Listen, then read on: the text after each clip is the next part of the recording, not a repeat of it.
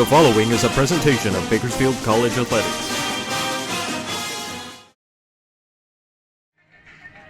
Hi again, everybody, and a very pleasant good evening to you wherever you may be joining us. We'd like to welcome you to Week 8 of the Bakersfield College Renegades football season right here on the Bakersfield College Renegades Athletics YouTube channel and KERN News Talk, AM 1180, 96.1 FM. I'm Rob Chavez alongside my partner, former Renegades captain, coach, and Hall of Famer Kenny Calvin. We also have our man, Christopher Burdick, in the KERN studios downtown, as well as our man, Dr. Julian Wilson, here at the controls, up on the Dameron deck at the Palace on Panorama Memorial Stadium. And we are brought to you by Carpet Outlet Plus, Pepsi, Luigi's, Hocking, Denton, Palmquist, Golden Empire Youth Football, Barbich Hooper, King Dill Hoffman, and the Bakersfield, California. And again, the Renegades are back here at home for Week 8 of the 2025 season to take on the East LA Huskies. You'll hear us refer to them as ELAC. And both teams are looking to get on the left side of the win column as they're both 2-5 and 0-3 in league play. BC coming off their 5th straight loss against Fullerton, a very high-powered Fullerton team down there. And East LA also in the midst of a losing streak as well. So we're going to look forward to a better outcome here today. We're here at home. Like Kenny was saying as he got up here, it is beautiful weather up here, and I can't wait to see the Renegades turn this thing around. Absolutely, and you know, usually we come in the pregame, we want to talk stats and records and rankings, you know, but at this point in the season, it's just about the opportunity for a lot of these young guys to continue to audition for their futures. And that's the beauty of these experiences in this beautiful weather, right? You know, and more than anything, this matchup is a historic one. We always talk about the traditional matchups of the 1980s and the 70s that Coach Van Horn referenced last night.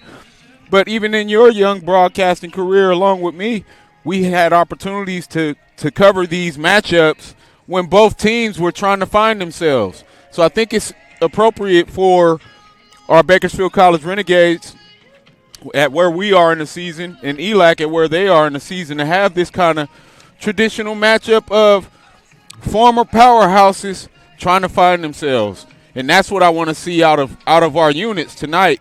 You know, and I joked in the pregame about, man, it's going to be the nicest you've ever seen me, because really this is an opportunity for us to really see who still has the passion for the game and wants to play, whether win or lose. Because a lot of guys start falling off when your record isn't where you thought it would be at this point of the season. So it's a great opportunity for coaches to evaluate the talent and the guys that really want to stick around for the future of the program too. Yeah, and we've had conversations before when it comes to the coaches and talking about that when you've got a situation where you're not in a game that is really meaningful in a broad sense. But we get lots of people that come here to recruit. They get to see film, and you know these recruiters are going to look at 2-5 teams. And they're going to look to see who are those difference makers, who are those guys that they're going to want in the locker room in a Division I program. Right. Yeah, you know, and you say that, and it makes total sense. And a couple of those guys that we've already seen this year, a lot of them on the defensive side. You know, we got Tyler Lewis, Aiden Moreno. These are the guys that are on the backside of that offense that have had it. I mean, that defense that have had an opportunity to take a look in and get some help to some very young linebackers that we have on this crew and help them out. But we also have that defensive front. 8 guys deep usually is what we've got, and you'll see a whole roster of those guys here today. As you know, we don't necessarily travel with all of them. Right. But we're going to see what BC can actually do here against a team that's also struggling. You said a name that definitely made me proud, because this Wednesday I was part of a Project Best field trip here on campus, and we had an opportunity to go to the locker room. And while we were in the locker room, Coach P and the rest of the guys were working out, and he let us slide in, and I had about 11 young high school guys, and they got a chance to see these guys working. And the first guy that comes up to me is Aiden Moreno. Right. And he says right away, he says, hey, great to see you, Coach Cal, man. You know, I appreciate you. We love rewatching the games. And, hey, I've been trying to get better. I'm keeping my eyes out of the backfield. And when you hear players say stuff like that, they're taking the information that we say and applying it to their efforts on the field and in the gym. That made my week when he came and said that, based on the fact that he knows we care about him and want to see him play at the highest level. But when we're commentating the game, we're just saying what we're seeing. And a good player that wants to become a great player is going to acknowledge that to get better. And to hear him say that, it made my week. 100%. I mean, these guys are great. And again, talking to some of the coaches over the week, I think they've already felt a little bit down earlier in the season. And now where we are in the season, they kind of know that, okay, a lot of the preseason goals that they had in terms of like the postseason, all that stuff, probably not, for the most, for all intents and purposes, those are out the window now. Now what are we doing? We're going to be coaching these guys up.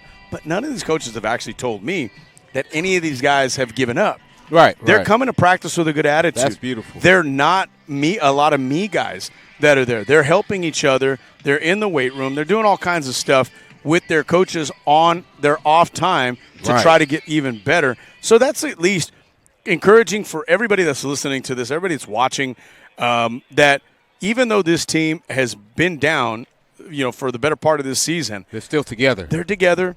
The coaching staff has not lost them, contrary to what some people might believe when they see the results of the last few contests.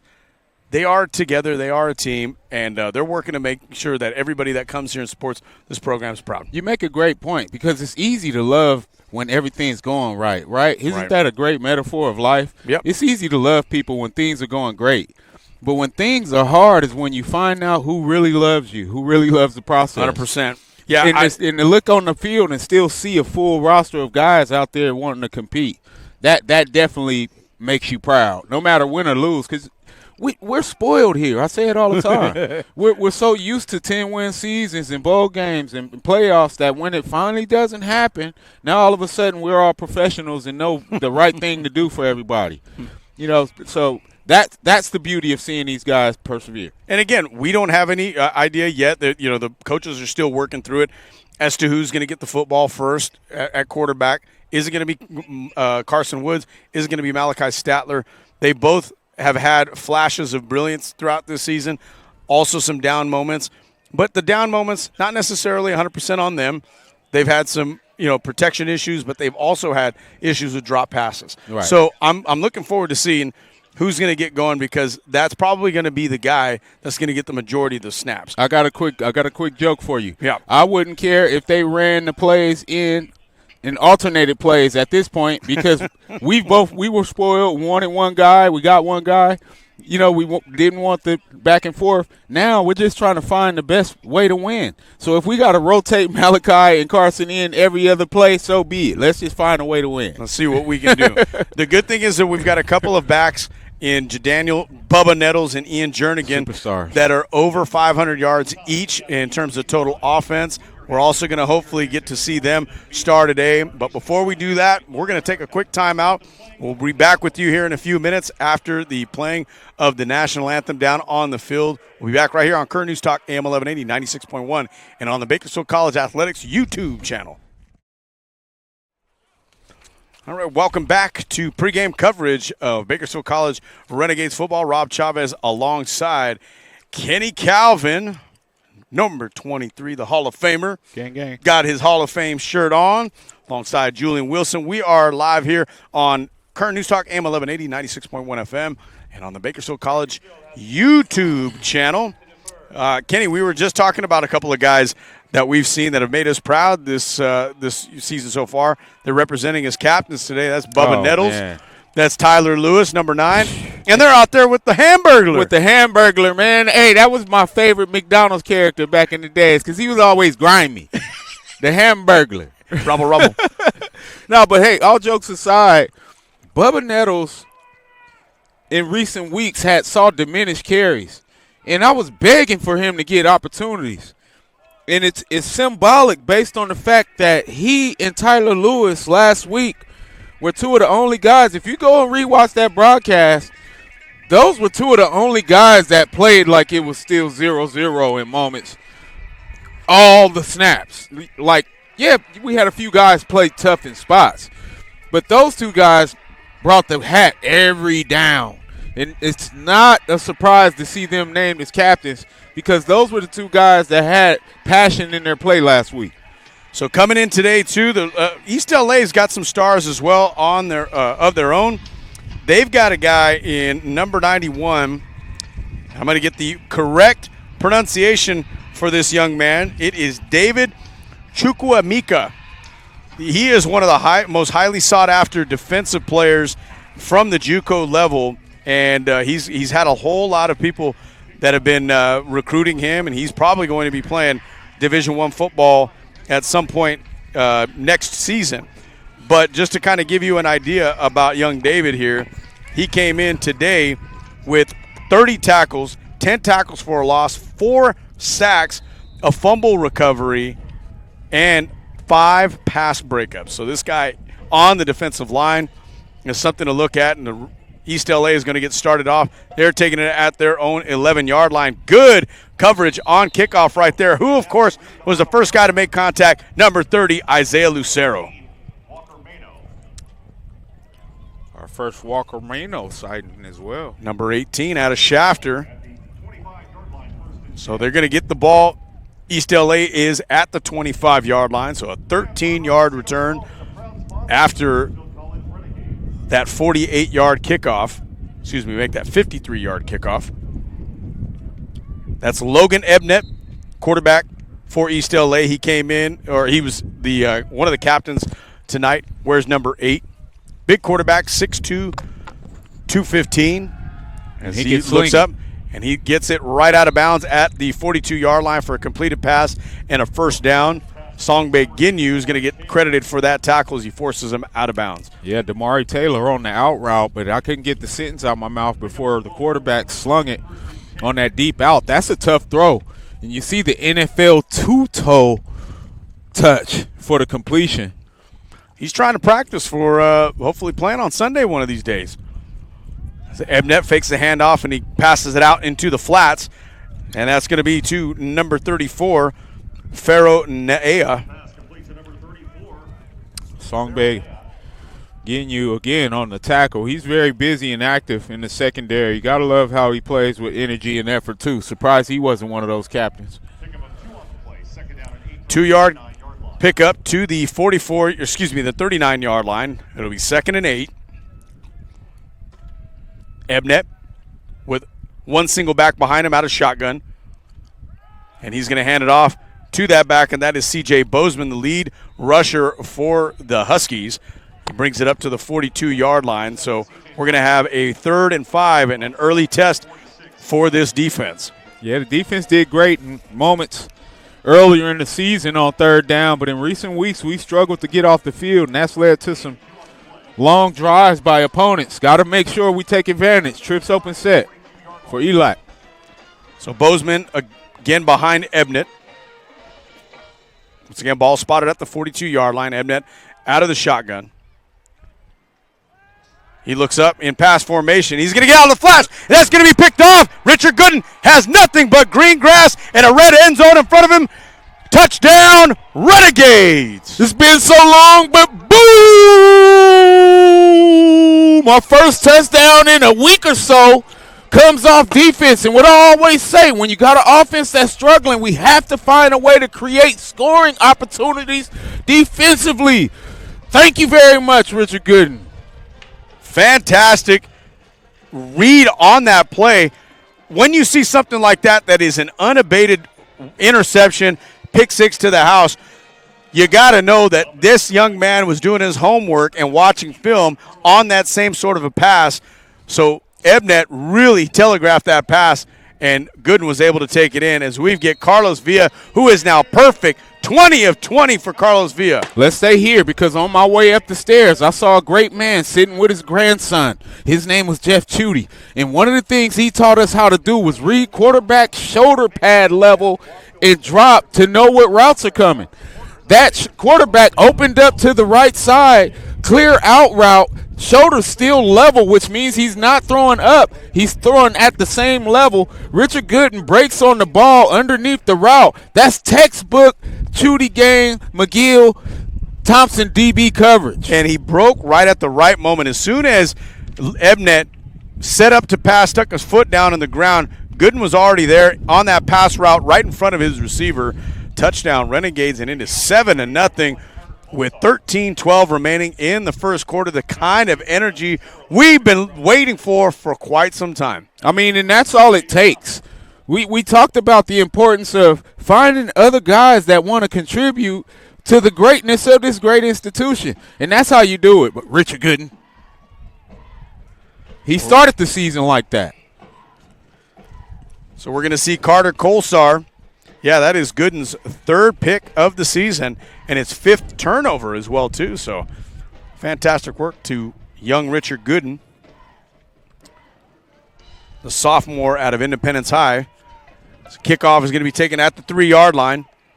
Ooh. Great coverage once again, and this time that was number 35, Jason Grant. Jay Grant, true team guy, former Golden Hawk. Always going to be one of the guys that doesn't mind playing on any unit. And I had a chance to run into his dad yesterday, who was on campus at East Bakersfield High School, representing ROC and C-Tech. Amazing program, saving lives. Absolutely, and creating better lives as well, too. As we've got Ebnet now, ball at the 18-yard line, gives it to Bozeman. Bozeman left side. He's going to get tackled right at about the 23-yard line. Nice tackle by Brock Waddy. Wattenberger has starting to have a really good season So later into the year. So impressed with Wattenberger because, again, this is a guy that played a lot of safety in moments. Moves to the outside and establishes a name for himself in the DB game. So that was a 5-yard pickup. Ball spot at the 23, 2nd and 5. Hand off to Bozeman. Bozeman going to get stopped at the line. Looks like that was number 88 with the first contact, Carson Moore. Moore out of Palos Verdes High School down in PV, as they call it. Yeah, and it looked like it was going to be an injury, but the defender's going to get up. Also have Mario Rivas in on that tackle, too. You've heard a lot about Mario Rivas. He may not necessarily show up in the stat sheet, but he is creating havoc right there in the middle, and it really allows for those edge rushers and those linebackers to be able to fill in. And that's the true team concept of defense. You know, there's going to be nights where you don't hear your name at all. That didn't mean you didn't have a great game. As you see Miles Poole checking in at left defensive end, number 46. He's going to come off the side. He's going to have we call out Miles Poole, and what does he do on 3rd down? Able to get to the quarterback. Big sack. I'm going to tell you like I told Coach Van Horn last night, you got your crystal ball out early because you couldn't get his name out your mouth, and he comes off the edge. And those were the kind of impact plays that we had to start the season that we missed out on in recent weeks. Great job by the defense, forcing another 3-and-out. Great defense. This is how you change the narrative. And this punt return to the house would be great, too. Let me try to get my crystal ball out. Dejon Shanks back deep. Low line drive punt. It's a spiral, and it's a great bounce for the Huskies. Picked up by Shanks at the 25. Shanks going to have a couple of blockers. He's got to get by one guy. He's not going to get by him. He's going to get down at the 30. Ran about 40 yards to get 5. So the Renegades are going to start off for their first offensive drive at their own 30-yard line, and we're going to see Carson Woods coming out to lead this offense for the first drive. He's the man on the cover of the program, and he's very capable. And now that you have some breathing room, it takes a little stress off of the offense. Be interesting to see what approach they take with this one possession lead. Got Bubba Nettles lined up to Woods' left.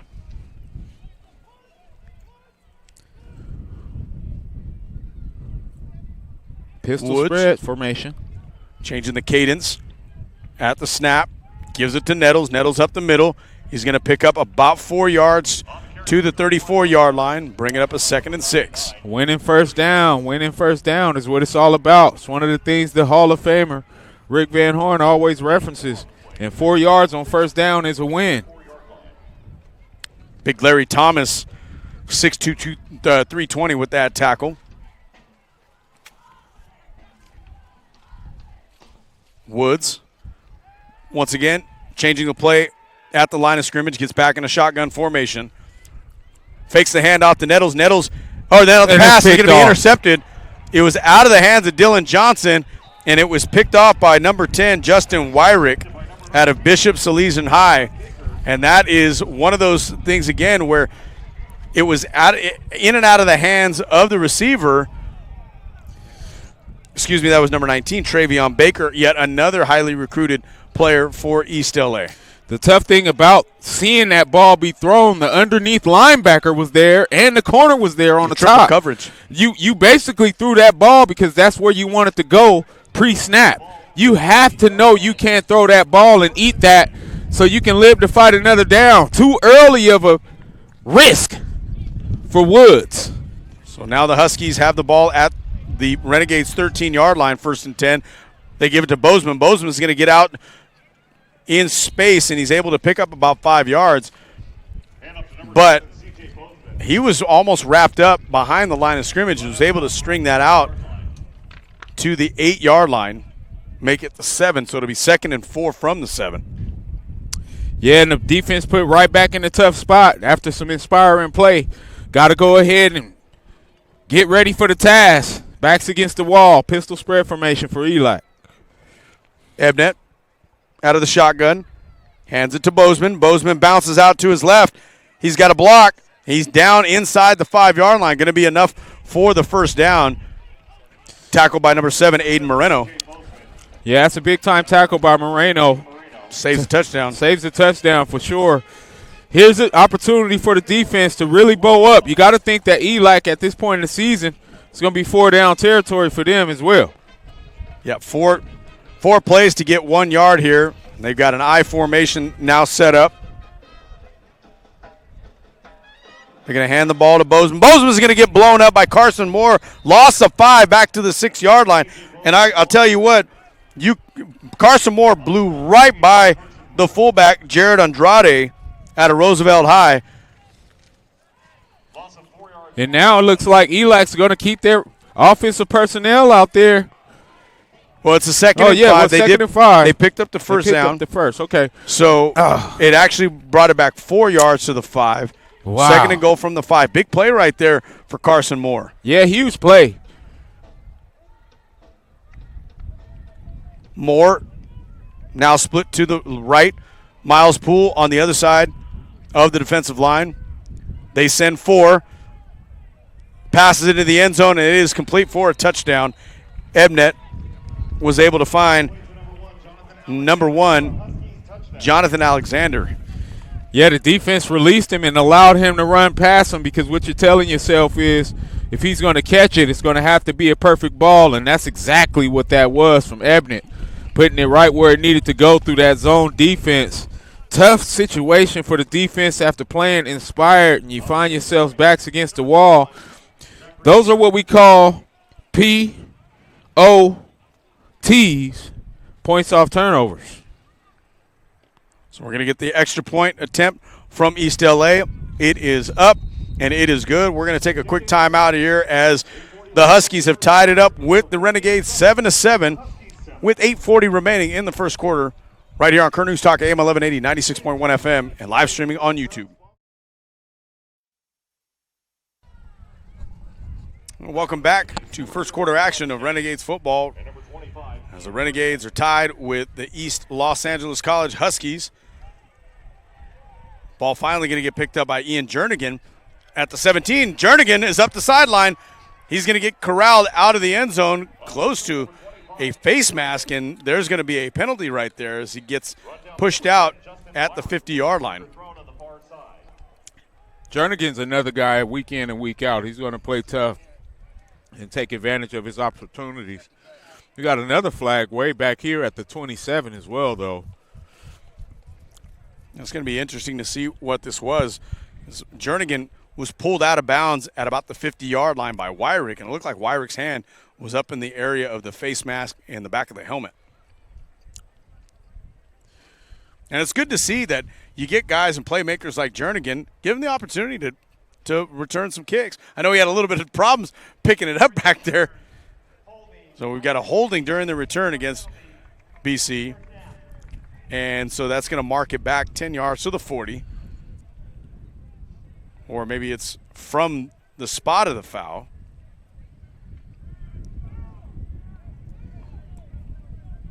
So, yes, it's going to be from the spot of the foul. It was thrown at the 29-yard line. It's back to the 19. So, really, that kind of amounts to about a 31-yard penalty right there because he got it all the way up to the 50. Yeah, tough situations. And the offense that just turned it over, playing with their backs against the wall. Got to make sure you're careful with the ball. 1st and 10. Woods once again back out there to lead the offense with Jernigan to his left. Out of the shotgun. Woods hands the ball to Jernigan up the middle. Well, nice. He's able to get it up to about the 26-yard line for a gain of 7. So we'll say 2nd and 3. A zone read means that it's a zone blocking scheme for the offensive line, and you're just picking up the defensive tackle in your face. Great job by Jernigan finding a hole. 7-yard gain brings up 2nd and 3.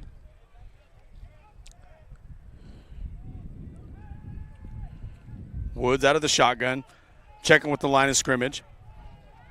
He's got Dylan Fowler, the tight end, lined up to his left. Now they hand the ball off to Jernigan up the middle, but we do have a penalty flag on the Huskies side of the field. Looks like this one might come back. Well, it's actually going to be a defender lining up offsides, partner, so we finally get a break. So we're going to find out if it is against East LA. So you get the 5-yard penalty because he picked up 5 anyway. And that situation, I remember Coach Van Horn used to decline the penalty even if it was the same amount of penalty yards. You know why? Stats. Yep. So take away that 5-yard gain for Jernigan, make it a 5-yard penalty. Nonetheless, 1st down Renegades. Yeah, very needed, too, for offense. Just trying to find themselves and find the rhythm. Yeah, had a really hard time against Fullerton moving the sticks. They ended up only with 13 first downs compared to Fullerton, who had 31. Now we've got Jernigan heading out of bounds near the 40-yard line. So it'll be a gain of 9, 2nd and 1. And, I mean, again, this is working, Kenny. Do we bring out the crystal ball and say this is not a situation with 2nd and short where we put the ball in the air? Well, I mean, it goes back to what I've always asked for when you have 2 dynamic running backs is giving them a chance to lead. Like, you have to feature these guys because they are big impact players, and you're seeing that with these early carries. So you got Alexander in motion. Now they give the ball to Jernigan. Jernigan's going to get wrapped up at the line of scrimmage, but he's going to have enough for the 1st down. Hey, it ain't pretty, but it's effective. It's just like some of the guys I knew that took a girl to the prom that wasn't a looker for some people. At least you had a date. Exactly. And it worked. Right. And then you had happy. Somebody to dance with. Right. You know, you got the guy on the side. He don't got nobody. But, you know, all jokes aside, but sometimes it ain't pretty, but it's effective. 2-yard pickup right there for Jernigan. The effective running style right now of Ian Jernigan, that being compared to an undesirable prom date. Brings it up to the 49-yard line. It would be 2nd and 3. You know, all jokes aside, man, sometimes people want offense to look all exciting and pretty. Sometimes you got to do what works well for you. Hey, I tell you, I played in a game against Arvin High School my senior year, and I want to say they ran about 52 plays total. 4 of them were pass plays. So we got Bubba Nettles up the sideline, and he's going to get pushed out of bounds at about the 37-yard line. 1st down, Renegades. Come on, man. I mean, how effective has this run game been for us early in the year? And we've saw moments where we've abandoned it to throw quick hitches that are dropped. You know, like sometimes you got to go with what works. Right now, 7 yards in the pop looks good to me. Absolutely. He was actually pushed out at the 39-yard line, so they are on plus side of the field. Out of the shotgun, they hand the ball to Bubba Nettles. Nettles is going to reach the 35, maybe 34-yard line. He gets brought down by Chukwuemeka. Another 6-yard gain. So it looks like there was a whistle for Chukwuemeka. He had to come off because of his penalty, his helmet that came off.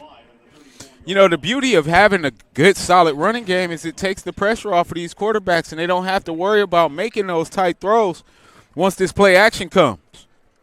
So about 5:15 remaining in the first quarter. Ball's handed off to Jernigan. Jernigan up past the 30, up past the 25. Going to get forced out of bounds at the 22-yard line. Another first down for the Renegades. 5 straight running plays, 5 straight positive motion plays. You got to love it. Renegades trying to get to the 12-yard line. This helps your offensive line. This helps your passing game coordinator. It gives him an opportunity to be more flexible with the passing game because you're committing to the run, and now you bring in a hungry Grant. And they give the ball to Nettles. Nettles with a big hole up past the 10-yard line, inside the 5. Brought down by number 10, Justin Wyrick. First and goal, Renegades. You know, I've covered some teams at the lower level in recent weeks, and they run wing team, power I. They probably throw it 5 or 6 times. They do what works for them. It seems like we're being intent on doing what works for us tonight. First and goal. Could this be a drive in which we have over 5 plays and all of them being runs into the end zone? We'll see. It will be a character drive if so. Woods out of the shotgun, hands the ball to Nettles. Nettles right up the middle. He's going to get stopped at about the 1. Still moving, though. And he gets in. Touchdown, Renegades. Boo! I forgot how to do it 2 times in a row. It's been so long. But right now you're seeing what's the intent. Run the football behind the fools of Coach Castro and Coach Chapman, the big offensive line, putting in work. And this is why you don't throw as many hitches. Touchdown, Renegades. All run plays on that drive. What a fantastic character drive, just like you said. I mean, this is what a lot of people have been asking for because we know the capability of these running backs and offensive line when we give them a chance. There's been games where we had maybe 10 carries from running backs in the second half. Usually if that happens, you're not winning football games, right? Because usually you're bringing in your running backs to close games out. We have to allow these feature guys the opportunity to be the feature. 100%. And we've got, looks like there's a penalty or there's a flag down there, but I think maybe somebody dropped it. Yep, picked up. So we're going to get Carter Colsar to come out and kick him. Oh, okay, we did have a penalty. So Carter Colsar is going to be able to kick this football from the 50-yard line. Again, hey, I seen the gesture for a possible onside kick here. Last night, from what I understand, Liberty was able to kick from Garcis's 30-yard line. Wow. But they didn't onside it. Oh, my God. They just kicked it through the end zone. I mean, again, you thought, and by the way, I got Great a chance. game. I saw the score. I had a chance to talk to Brian Landis, one of the head officials here one in of the Kirk legendary County, officials. and he didn't have a chance to work that game last night. He was on the game that believe that you were at. You were at Independence, correct? Oh man, no, I was at Foothill Arvin. Okay, Arvin Foothill versus Arvin. Foothill. So the Independence game, he said he was at 10 penalties total. The game that he did last week, Garza's Frontier, 35 penalties. Wow. Garza's the most penalized team in the section as far as the number of calls they've had. So that's tough. Yeah, but I tell you what, Coach Campbell's got that program turned around. They'd been a losing program for the last few years, and they're going to be going in the playoffs, possibly a Division II team, as Carter Colsar was able to put the kickoff through the end zone for a touchback. Yeah, speaking of the local playoff scene, you get a lot of critics talking about, man, all these teams get to play. Why does that upset you that kids get to continue to participate? Right, 100%. Like, give these kids the opportunity to do something besides street takeovers. Yeah, 100%. If we have the opportunity to get more kids involved in athletics and possibly become a champion, you know what that feels like, Kenny. I mean, it's a great feeling for these guys to have. As we got Ebnet, that is going to be pressured and sacked.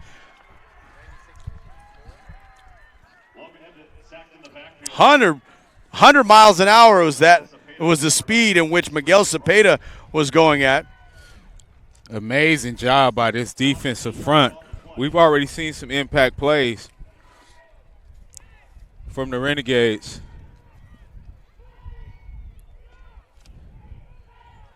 I mean, defensively, this makes you excited. We just got to find a way to make sure we're not giving up big plays. Ebnet in the flats. Pass is complete, and he's going to get driven down hard by Wattenbarger. Hayden Moreno as well, flying around. Man, I love the intensity that I'm seeing. And that goes back to what you talked about in the pregame show. The intensity that I'm seeing from this team doesn't strike me as a team that's lost 5 games in a row, how they're playing. And that's what you got to love this late in the season when it hasn't gone your way. You're still seeing guys flying around, getting 11 hats to the ball, man. That's beautiful stuff. The one thing that I had talked to Coach Chapman about as well, too, is, again, Coach Chapman and I worked together at East Bakersfield High. He was talking about how these other teams have come up and talked to them about their defense, saying that this is a championship quality defense that they're seeing with Bakersfield College. Regardless of the outcome of the game, they're working hard. They're going to show it right there, only giving up 2 yards on a 3rd and 12 and able to pick up another 3 and out here.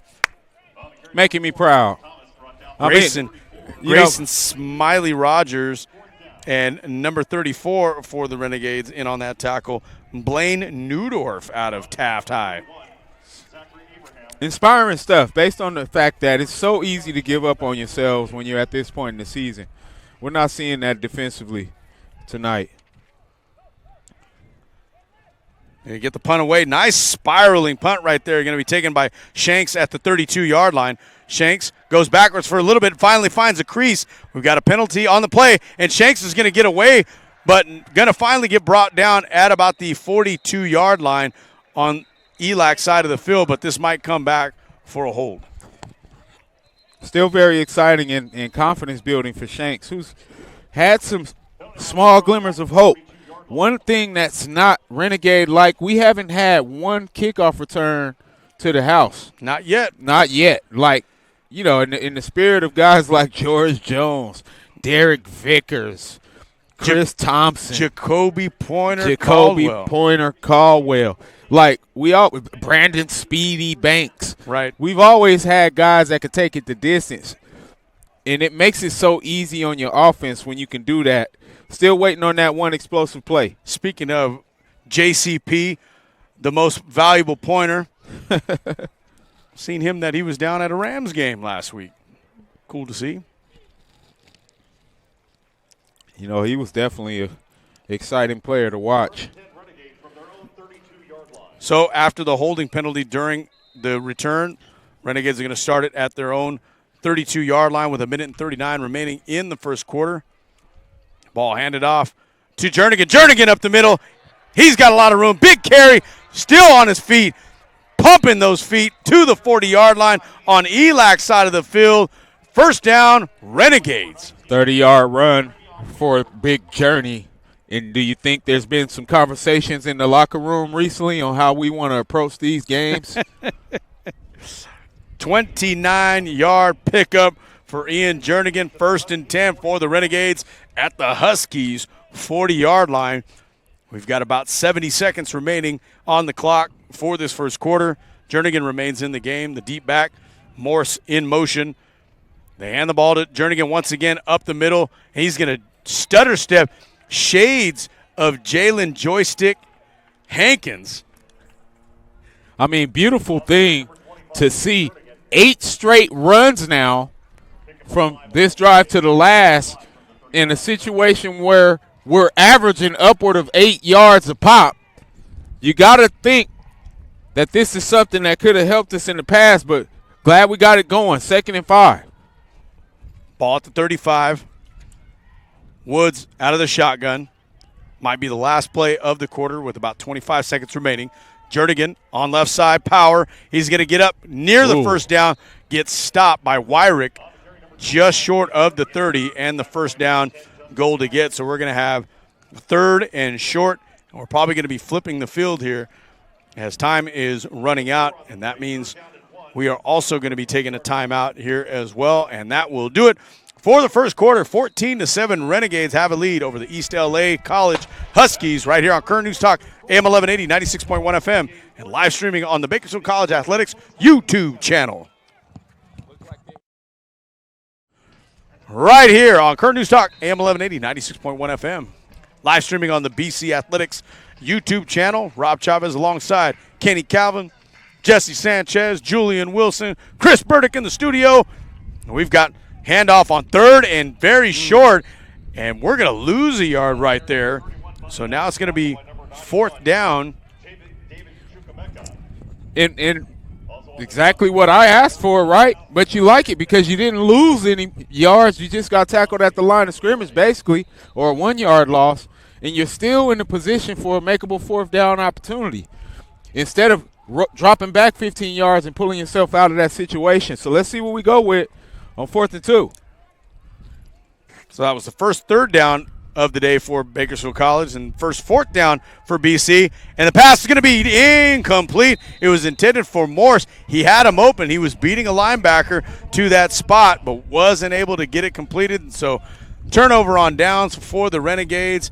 East LA takes over from their own 32-yard line. And I like the call. Perfect call based on the fact that you've been running the ball First pass we've seen in 11 plays. Yeah, first pass we've seen.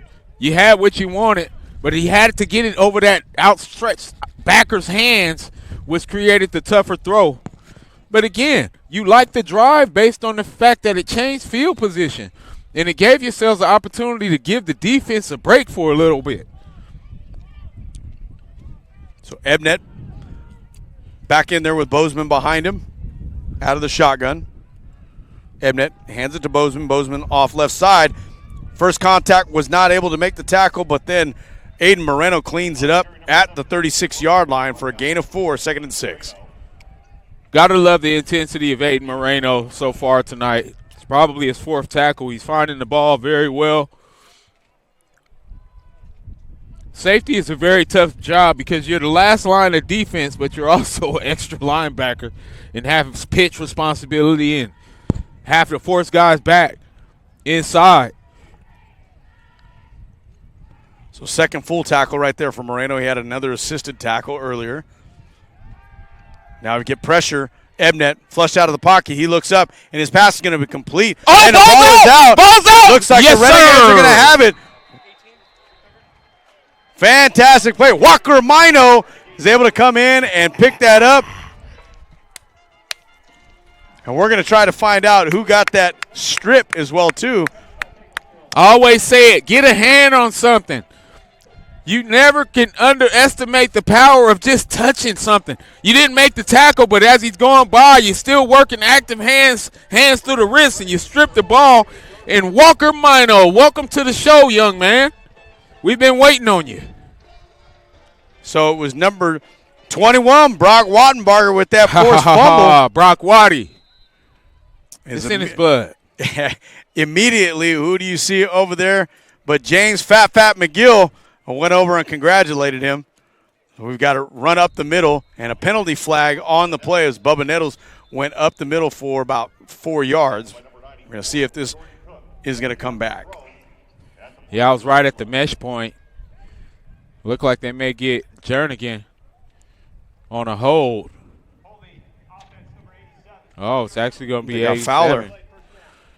So a 10-yard penalty will be 1st and 20 from the Renegade 38-yard line. You know, it goes back to what I say as well, partner. When we get those turnovers, we have to capture the moment and take advantage of those momentum plays. Right away, we come out, and we're going backwards. Just over 13 minutes to play here in the second quarter. Ball's handed off to Jernigan. Jernigan somersaults his way up to the 38-yard line for a gain of 6, so we'll have 2nd and 14. Well, how about Jimmy Walls? Big Jimmy 6'6", Walls. 310 pounds, blocking 15 yards down the field. Gotta love it. Hated seeing those linemen coming to get us in the secondary. Anytime you see a number in the 60s or 70s, you know you're in trouble. Here we go. We got Woods checking the line of scrimmage, checking out with his 3 receivers to his left. Jernigan goes from right to left, fakes the handoff to Jernigan. Woods trying to take the top off, gets it to Dylan Johnson, but it was going to be an incomplete pass. Number 14 in on the coverage is Nazir Reed out of Roosevelt High. Got to love the official letting them play back there. It was a little hand fighting.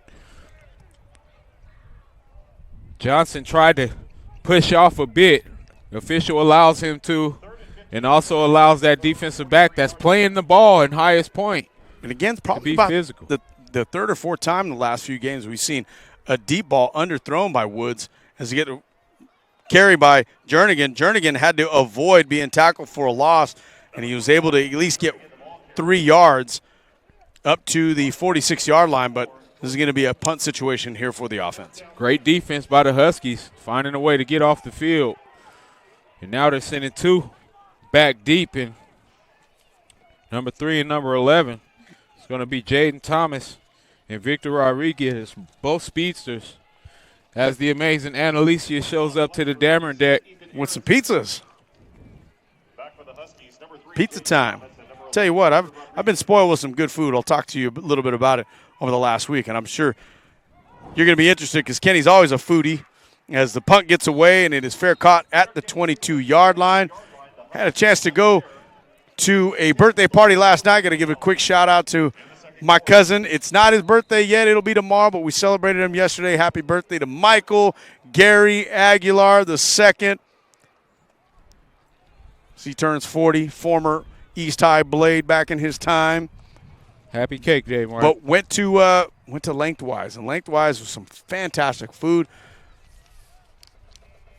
Mac and cheese so good, like my daughter said, so good it'll make you want to slap your mama. But we're not going to do that. Well, it looks like we got Trevor Jano down after that punt.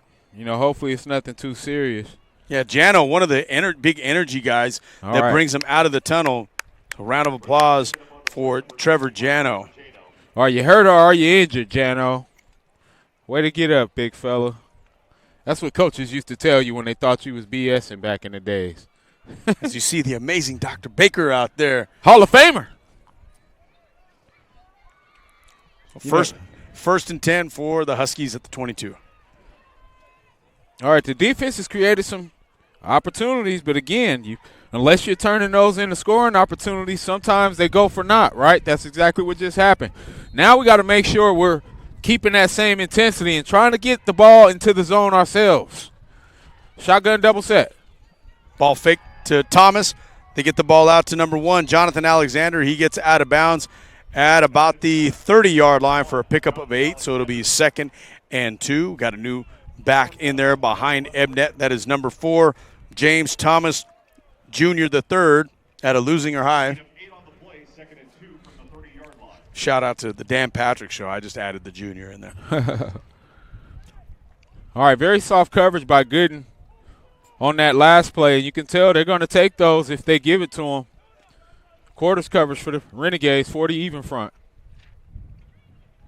So out of the shotgun, Ebnet with Thomas to his left. Looks up and pass situation. He's going to get flushed out of the pocket. Flag is thrown, and Ebnet is going to not get out of bounds, and he paid for it right there. Underwood Helicopter. And Gooden double-teamed on him, and I don't know what Ebnet was doing. Hey, Ebnet's pretty impressive, man, but if he don't learn how to slide, man. Or just get out of bounds. Man, he was so indecisive right there. He just kind of slowed down, got caught in no man's land, and he's lucky he got up after that one. That looked like a WWE tag team. Yes, it did. I'm sure Chris Burdick is going to love that. Look a little bit. little bit like the Hardys. Right. Shout out to my man KG that does the step-ins on our sister station, ESPN Radio. Trips open That was set. actually more like the Dudley boys right there as we get shotgun with the trips out to his right. Pass complete to number 6. Nice tackle by Tyler Lewis. Or is that possibly? Yep. Kamal Jabari. He's listed in the program as number 5. So that brings it up to the original line of scrimmage, the 22-yard line, 3rd and 10. Shotgun doubles formation for Evident. Renegades went from a quarters coverage to a cover 2 look. Love how they're disguising things. Big 3rd down opportunity here for this defense to be able to shut it down, get the ball back. Pressure. Pass incomplete. Intended for Jabari. Amazing pressure off the edge. Number 88, Carson Moore. I mean, Carson's had some bright spots in recent weeks as well. Gotta love his motor. You know, Carson Moore is one of those guys from Palos Verdes High. You know, East LA is right in that backyard as well, too. So you've brought it up, a number of times where we get guys that come from other areas, and when they get to play against teams that are from where they're from, they want to show out. Absolutely. Ball punted. It's going to be taken at the 36 by Shanks. Shanks is going to get it up to the 41 for a 5-yard return, and the Renegades are going to have it 1st and 10 from their own 41. You like how Shanks is at least trying to keep the damage minimized on those bounce punts, but in the words of Coach Van Horn, you got to scoot up, guys, and catch those balls. I mean, back in our day, you let 2 hit the ground, you getting replaced. I mean, and it was a sad feeling when you get yanked from punt because those were the roles that players had to get those extra opportunities, especially as defensive guys that got to be in the return game. You're like, all right, this is your chance to now shine. I get the ball in my hands. Right. All right, here we go. 1st and 10. Woods out of the shotgun, hands the ball to Nettles. Nettles on left side is able to make a couple of guys miss and get it up to the 46-yard line for a gain of 5. 2nd and 5. Oh, late flag. Oh. We'll see who this is going to be against. Number 60 was in the area, Oliver Mamea.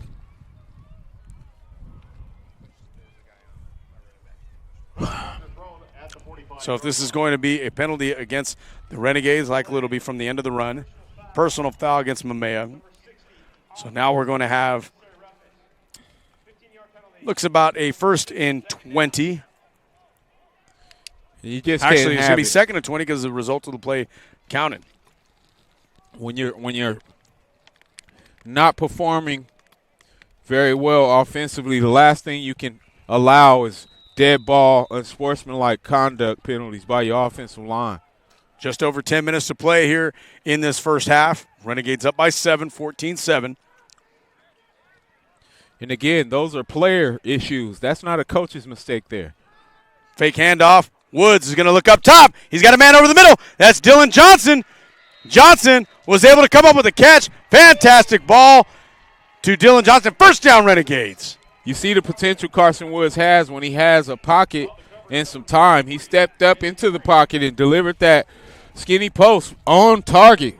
Wasn't even underthrown in that situation, so maybe he heard the fact that we said he's had a few underthrown balls.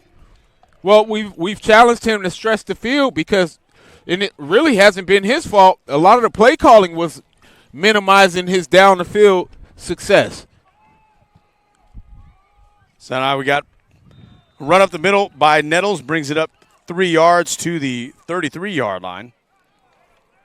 So you'd love to see I peek down there and you see number 7, C.J. Bozeman, running back for East L.A., go out into the crowd and shake the hands of somebody that traveled here to Bakersfield to come and see him. I mean, those are the moments you live for, man. I remember seeing one of my cousins come to my game for the first time, and, you know, you just want to show out for him. I hope he doesn't show out too much for whoever that is. 2nd and 7. Jernigan puts the brakes on, cuts back, and is able to get it up to about the 31-yard line for a 2-yard carry. So this is going to be a 3rd and 5. And the Renegades have had trouble as of late on third down. They're 0 of 2 tonight. We'll see if they can convert right here.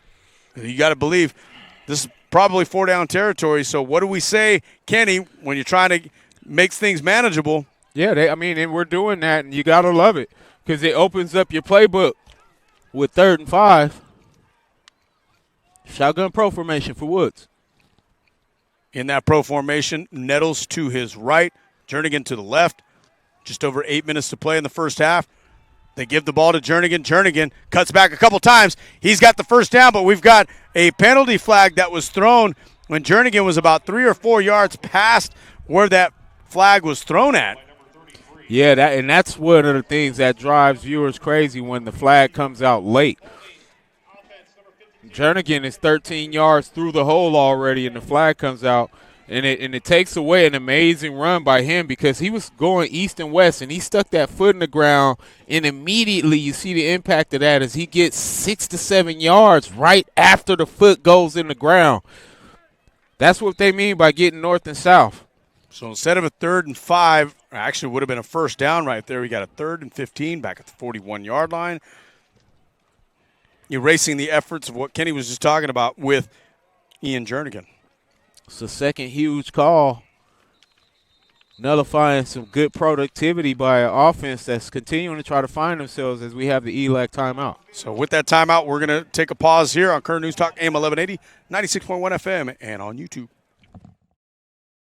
Welcome back to live coverage of first half Renegades football right here on Current News Talk AM 1180, 96.1, and live streaming on the BC Athletics YouTube channel. If you haven't already found it, hopefully you do.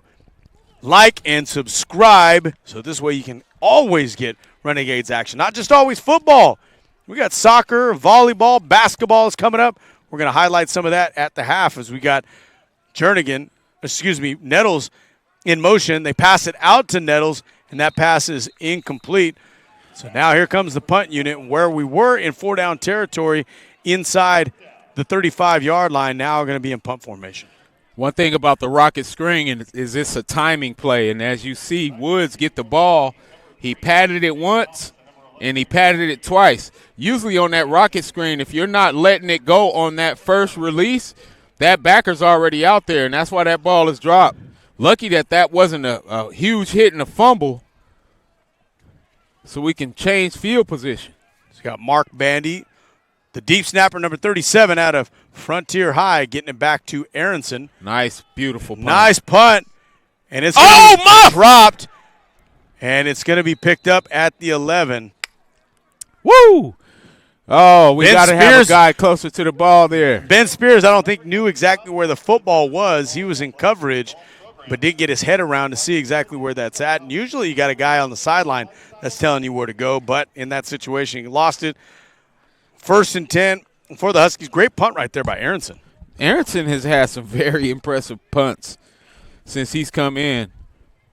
You know, and again, we've had a great year in special teams, a rough week or two ago.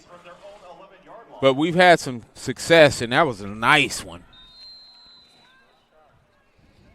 So Ebnet standing at his own 6. Hands the ball off to Bozeman. Bozeman's not going to get much. And there he is, number 58, Mario Rivas.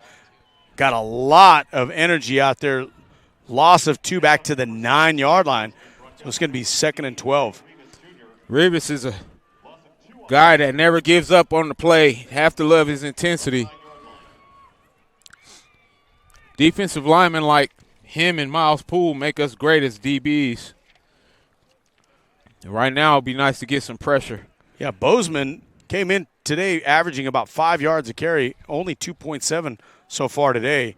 He gets the ball up the middle. He's going to get some of that average back. Ball is loose. Yes, sir. It is picked up. Yes, sir. 23, Songbei Ginyu. He's in. Touchdown, Renegades. Boom.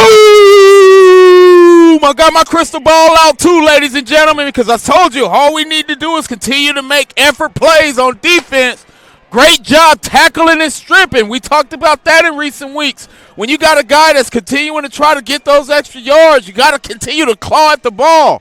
Great job, defense. Number 5, Thomas Struck out of the IMG Academy. We've been waiting for that guy to have an impact play this year, and there it was with that strip. Carlos Villa is out to attempt his 22nd extra point of the year to make it 21-7. Woods out there to hold. That's too many people in the huddle. That should have been a penalty, and it is. Will be a penalty. Not enough. Yeah, you can't break the huddle with 12. So we're going to see if the Renegades want to re-kick this as the kick was good and assess that maybe on the kickoff, or are they going to possibly go out there and try for 2? Well, while they figure that out, how about this defense and 14 points on the board? And that's what we've been asking for every week. When you got an offense that's struggling to find themselves, you have to internally find a way to do it yourselves. We've asked for it week in and week out. We're finally seeing it, and that's the way you win football games. 21-7, Renegades with the lead, 6:53, and that was just a great play right there. Bozeman goes right up the middle, and he got stopped by Struck, and Struck immediately went in to try to get to the nose of the football, ripped it out, and it got popped up a couple of different times. Man, and pop goes the Weasel. Hey, shout out to third base as we get Song Beginu was just Johnny on the spot right there. Was able to pick it up and take it in. But those are the effort plays that we can create every time the ball is snapped. That's what I try to get through to guys. That was a run play. It wasn't an interception. It's a guy running a power play, and you're stripping and ripping. If you had that mentality every snap, it can happen every other play. So here we go. Carter Colsar from Tehachapi on the kickoff for the Renegades. Colsar is going to get that ball back to the 7-yard line. Taken by number 14. Whoa. Nazar Nice Reed. And that's number 30, Elijah Lucero. And I'm telling you this, Carlos Villa is your special teams player of the year. But if there's going to be another guy you got to highlight as a special teams player of the year, it is Elijah Lucero. I definitely will make up an award to give to him. I'm going to go ahead and let you know we're doing the Unified Awards this year at the end of the season. We're going to go ahead and give out the awards we want to give out for the lower levels and the upper levels. Everybody got their awards, you know what I mean? Shout out to everybody that got their awards. But it's going to be some Unified Awards this year. Just like the Jockey Club who you were at this past week. Oh, beautiful experience. Backwards pass, lateral. And that goes to Thomas. Thomas is going to get forced out of bounds. Oh, yeah. Thomas struck once again in on that play. Beautiful week at the Jockey Club. I mean, really unbelievable to think that it's the same week because it was such a beautiful day. The morning with the local athletes and the Jockey Club board members that it felt like it was something I did a long time ago based on how beautiful it was. Julio Mercado and Ron Valenti, both former BC guys. Coach Valenti. Dory Ornalis, too. So now we've got Ebnet out of the shotgun, getting pressured. Miles Poole was on there, but it almost picked off right there, and there is that hold. I thought Miles Poole was getting held, and I think that came out. But they're going to see if they're going to want to decline this penalty, as it would set up a 3rd and 12 instead of a 2nd down and possibly 20.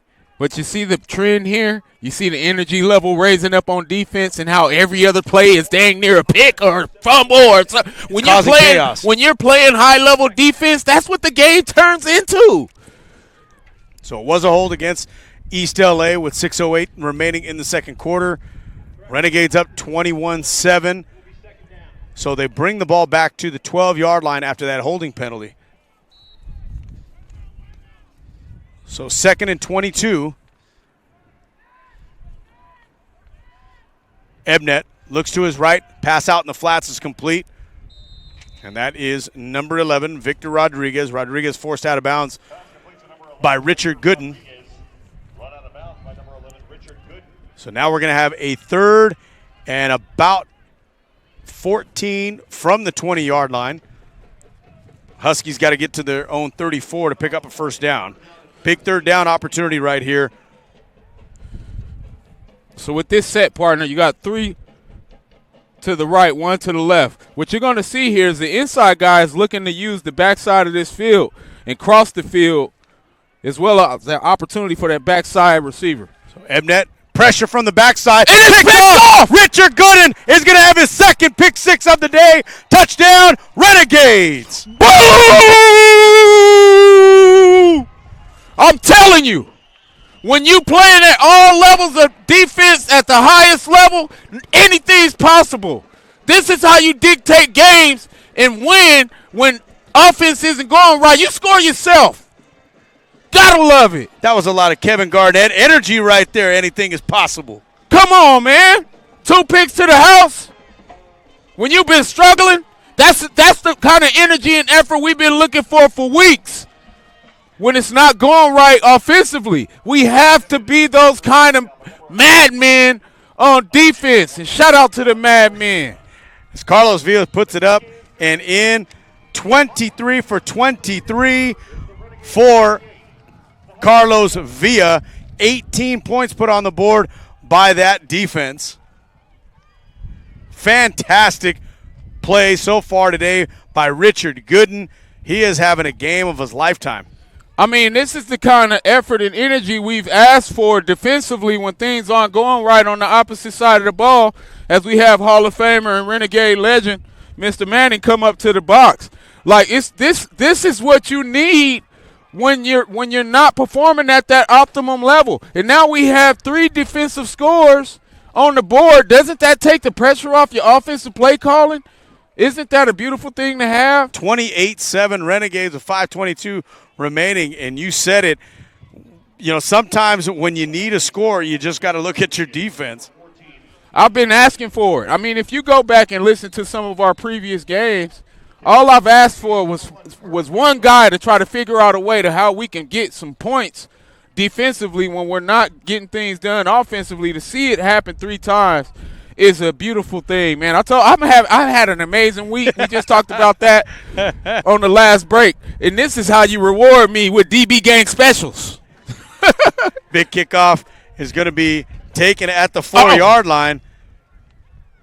And he's not going to really get anywhere. Big hit right there. That is Jaheim Alexander, one of the tight ends for these Renegades, makes a big tackle at the 15-yard line. A 61-yard kick and only an 11-yard return. Renegades are firing on all cylinders right now.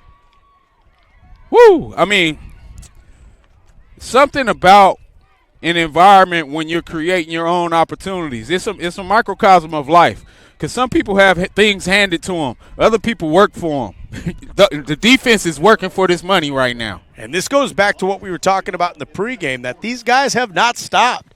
Yeah, they've had some disappointing losses so far this year, but you can see the character right now, what we were talking about and what the coaches have said over the past week. Absolutely, because, I mean, it's an example of not giving up on yourselves and continuing to play as a unit. They keep it on the ground right there. And it's probably smart, because every time they put it into the air, it seems like bad things have happened. As Bernardo Blanco out of Downey High is able to get it.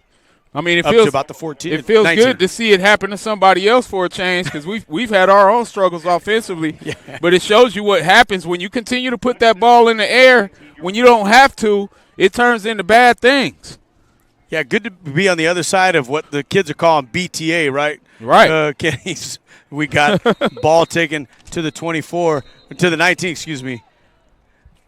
And we've got a whistle out on the field. So number 56 is going to have to come off for the Huskies. His helmet came off. 3rd down and 6 from the 19-yard line. Now that was Aaron Ponce at a California High in Whittier. He was one of the captains pregame for these Huskies. So now 3rd and 6. Ebner drops way back. Actually, they got a brand new quarterback in there. Pass, fumble. Oh, another one. Another one. Walker Mano. Another one. Didn't I tell you how contagious it is? I mean, we get the luck of the legendary Mr. Manning coming up to the box, but we were just talking about how once you create your own turnovers, it inspires everyone to continue to play at a high level, and now it's contagious. We've been begging for this energy. So that was a completed pass from Valencia to Andrade, and Andrade was the one that put it on the ground, and Mano was able to pick it up. 1st and 10 for the Renegades at the Husky 24-yard line. Ball given up to Jernigan up the middle. Jernigan has the speed. He's going to be into the end zone. Touchdown, Renegades. Boom! I'm making up for last week, mama. Let's go.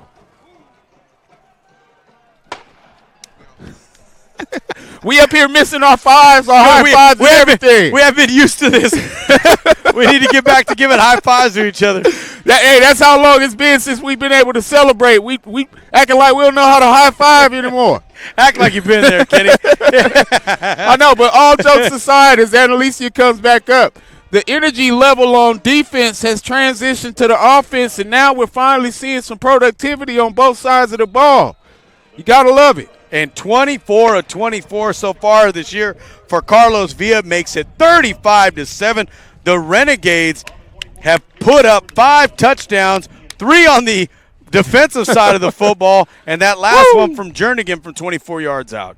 Man, it's just something special when you find a way to get those wins that you didn't draw up. You're not drawing up 3 defensive touchdowns in your scheme of things when you're talking about how you're going to win the game. Those are bonus points.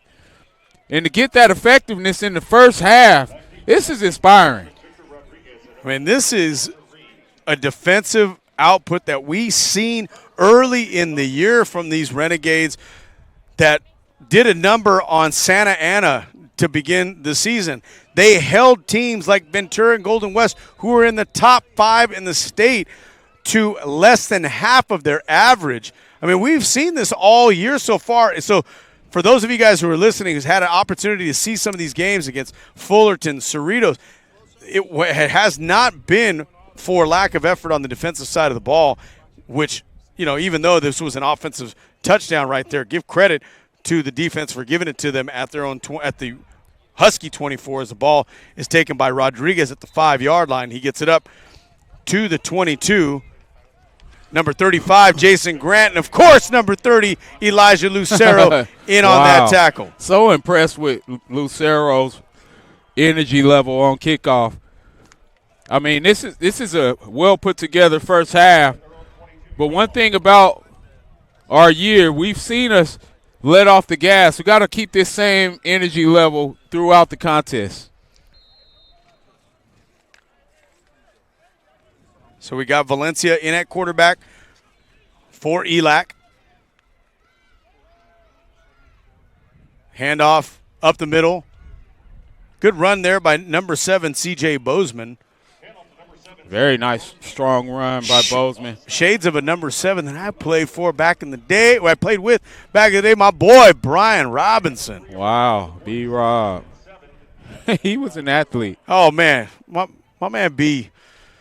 He's out there. I'm gonna make sure that he listens to this right over here. But I'll tell you what, man, that's a guy that as soon as he got the football, all he was thinking about was taking it to the house every single play. As the ball's handed off to Bozeman once again, takes it to the 26-yard line. Drew Underwood on that tackle.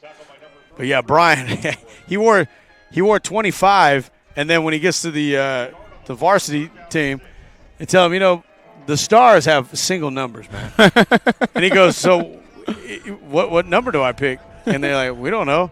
He just said, well, what's 2 plus 5? This is 7. All right, I'll take 7. B-Rob.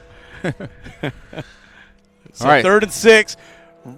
ELAC 0 for 6 so far today from 3rd down as Valencia drops back, and his pass is going to be incomplete. Looked like, yeah, he was out of bounds, that receiver, and he did not reestablish himself before he was able to touch that.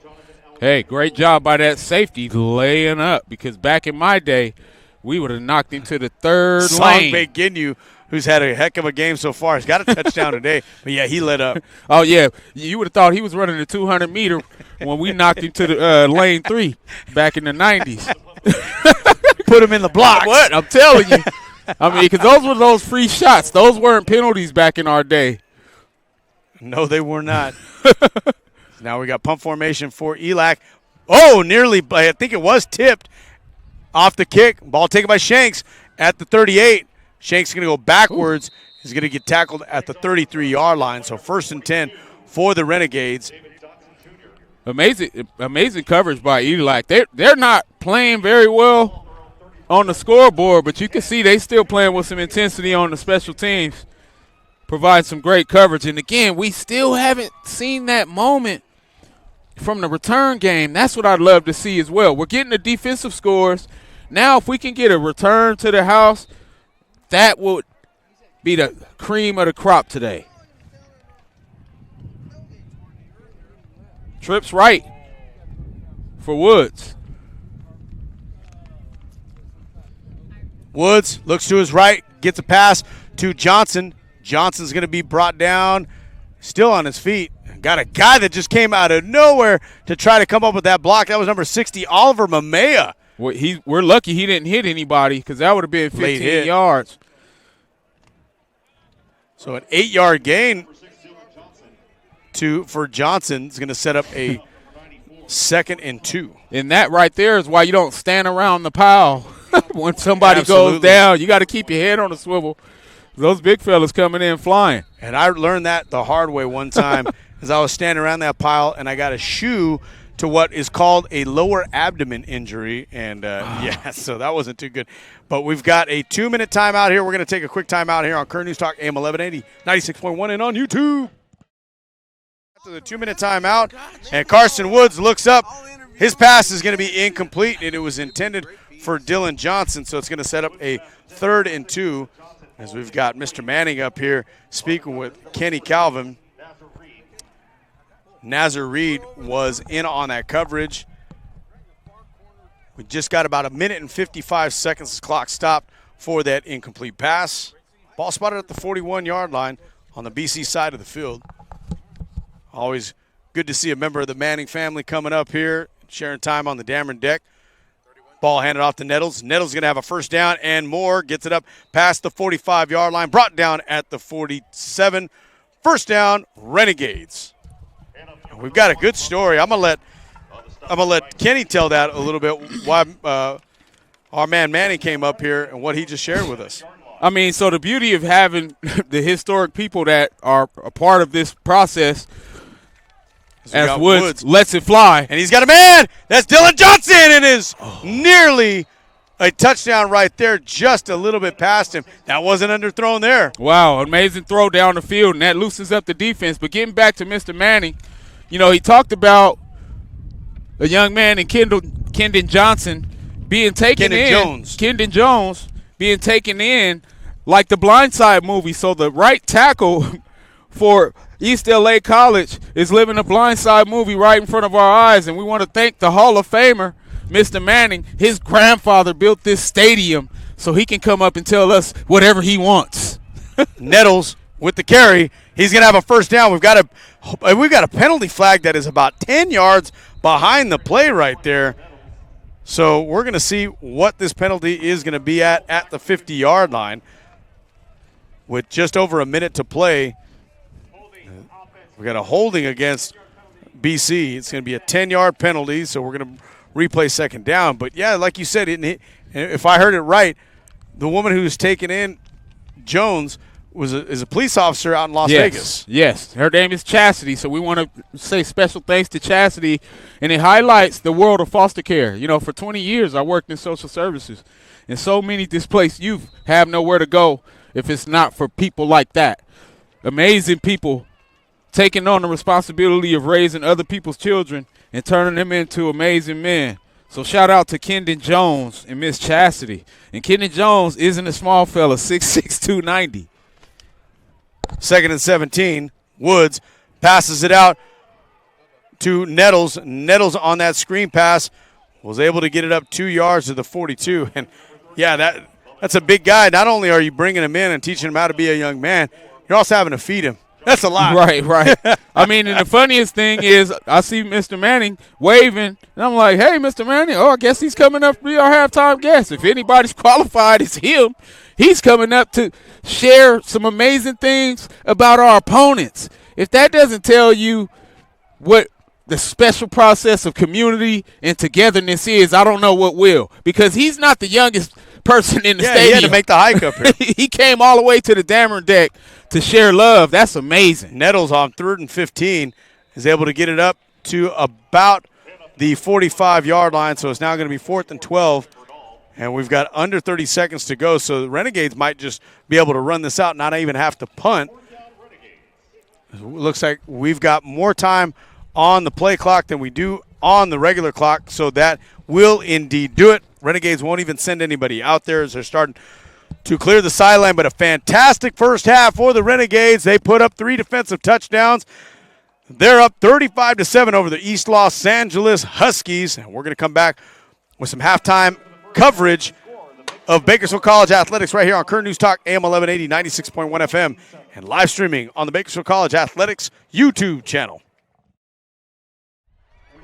Hi again, everybody, and a very pleasant good afternoon to everybody out there listening to Bakersfield College Renegades football right here on Current News Talk, AM 1180, 96.1 FM, and live streaming on the Bakersfield College Renegades Athletics YouTube channel. Rob Chavez alongside Kenny Calvin, Julian Wilson, Jesse Sanchez, Chris Burdick back in the KERN studios downtown, where the Renegades have had a little bit of a flashback to better times, up 35-7 over the East LA Huskies. They put 3 defensive touchdowns on the board, which is the reason why you heard Kenny Calvin going nuts. Man, I told y'all I was going to be nice today, and now y'all done made me hype. Y'all heard me say I was going to be nice, and they came out and played, so I'll be nice. But, hey, all jokes aside, you got to love seeing what we've been asking for, the extra energy plays on defense that lead to points. We've loved some of the defensive play and how it's been throughout the season, but what we've been begging for is scoring opportunities based on the fact that we've had trouble finding the end zone. And so you see how great a team can look when you get 1, 2, and 3 scores off turnovers, let alone the other turnovers that lead to scores by the offense. It's something about extra effort plays that heighten our love for the game as defensive players, because we know that's what made most of us individually. You had to be that kind of guy to end up reaching the heights and all the stuff that I'm celebrated for. You had to be the kind of guy that could find a way to get the ball yourself and score. So to see Gooden do it twice and Sombe Ginyu and the rest of the guys getting in on the action, you got to love it. Yeah, Gooden was the one that started it off with 13:20 remaining in the first quarter. He was able to take a 48-yard pick six to the house off of pass in the flats. East LA, though, answered about 5 minutes later, was able to put a touchdown on the board, a 5-yard pass from Logan Ebnet after the Renegades turned the ball over, and they got the ball at the 24-yard line. But the Renegades came right back and came with 11 straight runs that ended with a Bubba Nettles touchdown run from 4 yards out. East LA gets the ball back. Songbe Ginyu, Johnny on the spot, was able to pick up a fumble in the air and take it back for a 15-yard touchdown. And then again, Richard Gooden from 22 yards out was able to get a pick six unabated, was able to get into the end zone. And just before the half ended at 4:07 remaining, Ian Jernigan with a 24-yard return after another fumble was recovered by the Renegades. Yeah, and I want to make a point to highlight the fact that I love what the offense has done this week. And I know for a fact they don't listen to our broadcast because they watch so much film. They don't need to watch the broadcast, right? They're not listening to us. They are the professionals. But they knew that they have the personnel to be good. They just have to simplify the process. And I've said this. If we can find a way to keep things simple and stop overcomplicating things, we can find a way to be successful. And you do that by running the football. It's not fan-friendly. It's not something that a lot of people want to see, but you see how effective it is. Winning. It's winning football. And what happens is, and the reason why Kenny says that, is that keeping that pace that's working. And you've had a couple of good passes. You've had Carson Woods is able to get it down the field. He's got over 50 yards passing. It's not a lot, but look at the score. What happens is that sustains the drive. It keeps the defense on the sideline, keeps them rested so this way they can come up with turnovers.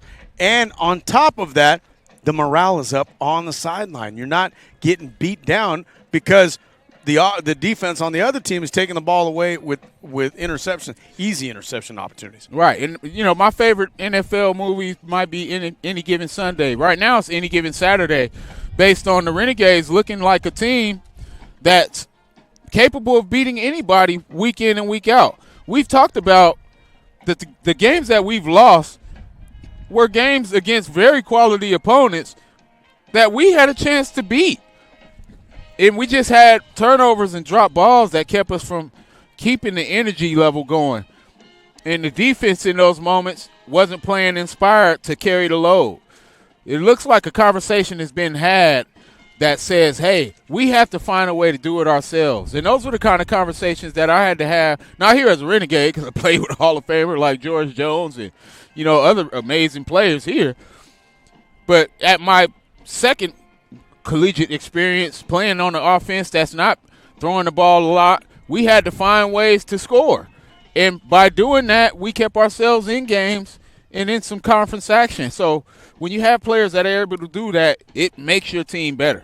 Yeah, the Renegades defense only gave up 81 yards to ELAC.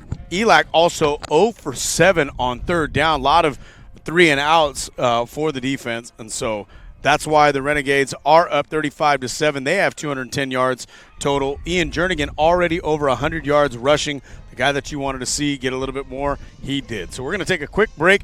We're going to come back with a little bit more coverage of Bakersfield College athletics here on campus. Right after this break, we are brought to you by Luigi's Carpet Outlet Plus, Pepsi, Hawking Denton, Palmquist, Golden Empire Youth Football, Barbage, Hooper, King Bill Hoffman, and the Bakersfield, California. We'll come right back here after a couple minutes. As we are getting jiggy with it here on the Dameron deck, Renegades up 35-7 over the East Los Angeles Huskies. Rob Chavez alongside Kenny Calvin. Everybody happy if they get jiggy with it. That's the happy rap. Yeah, Eminem talked about that. Will Smith don't got a cuss in his records. Anyhow, we got more coverage of sports here on our campus. I got a chance to bump into Coach Edgar Linares for women's soccer, and ladies soccer has been doing great. I asked him, how the ladies doing? He said, best season ever. So they are now 8-2-3 on the 8-2-3 on the season. They just got a tie yesterday right here at the Bakersfield College pitch against LA Valley. Men's basketball is playing up at Fresno City College this morning at 11 o'clock. Don't have any results of that yet. Men's wrestling was up at the Meathead Movers tournament in Northern California. Ladies volleyball dropped a heartbreaker yesterday against Santa Monica, 3-2. Heard it went down to the wire yesterday in the new rack. Ladies cross country and men's cross country as well, competing in the WSC championships. Volleyball got a big win over West LA on Wednesday, 3-0. Men's soccer picked up a win, dropped a game against Santa Monica 3-0. And ladies soccer only their third loss of the season against Santa Monica, 1-0 at Santa Monica a little bit earlier this week. So basketball season's upon us, Kenny. I think we're going to have to get out to the rack, call a few games. That would be amazing, to be out there and support Coach McCall and the rest of the guys. Definitely excited to see Coach G and the ladies as well. Had a chance to see Coach McCall this week when I had our Project Best Driller boys up here. We walked through the gym, and he was like, bring them on in. Very welcoming. And that brings me to a point, man. One of the things that's beautiful about the Bakersfield College experience is that it's a true community of togetherness. The people that wear this shirt are here for each other. And that's what makes me feel great to be part of this amazing institution. So let's make sure everybody else that's here and part of the process remembers that it's not about your personal goals and ambitions. It's about serving the community and being here for the people. 100%. Because we also have Athletes of the Week as well, too. And that was Mercedes Ramirez, ladies soccer, right here at and I want to make sure that I get the right headline, too, that they've got for them. But Mercedes Ramirez is the goalkeeper for ladies soccer here and one of the leaders as well, too, for Coach Linares' team. As we're finally going to get this tab open up here. But this past week, Mercedes was dominant between the posts, recording 9 saves in BC's win over West LA.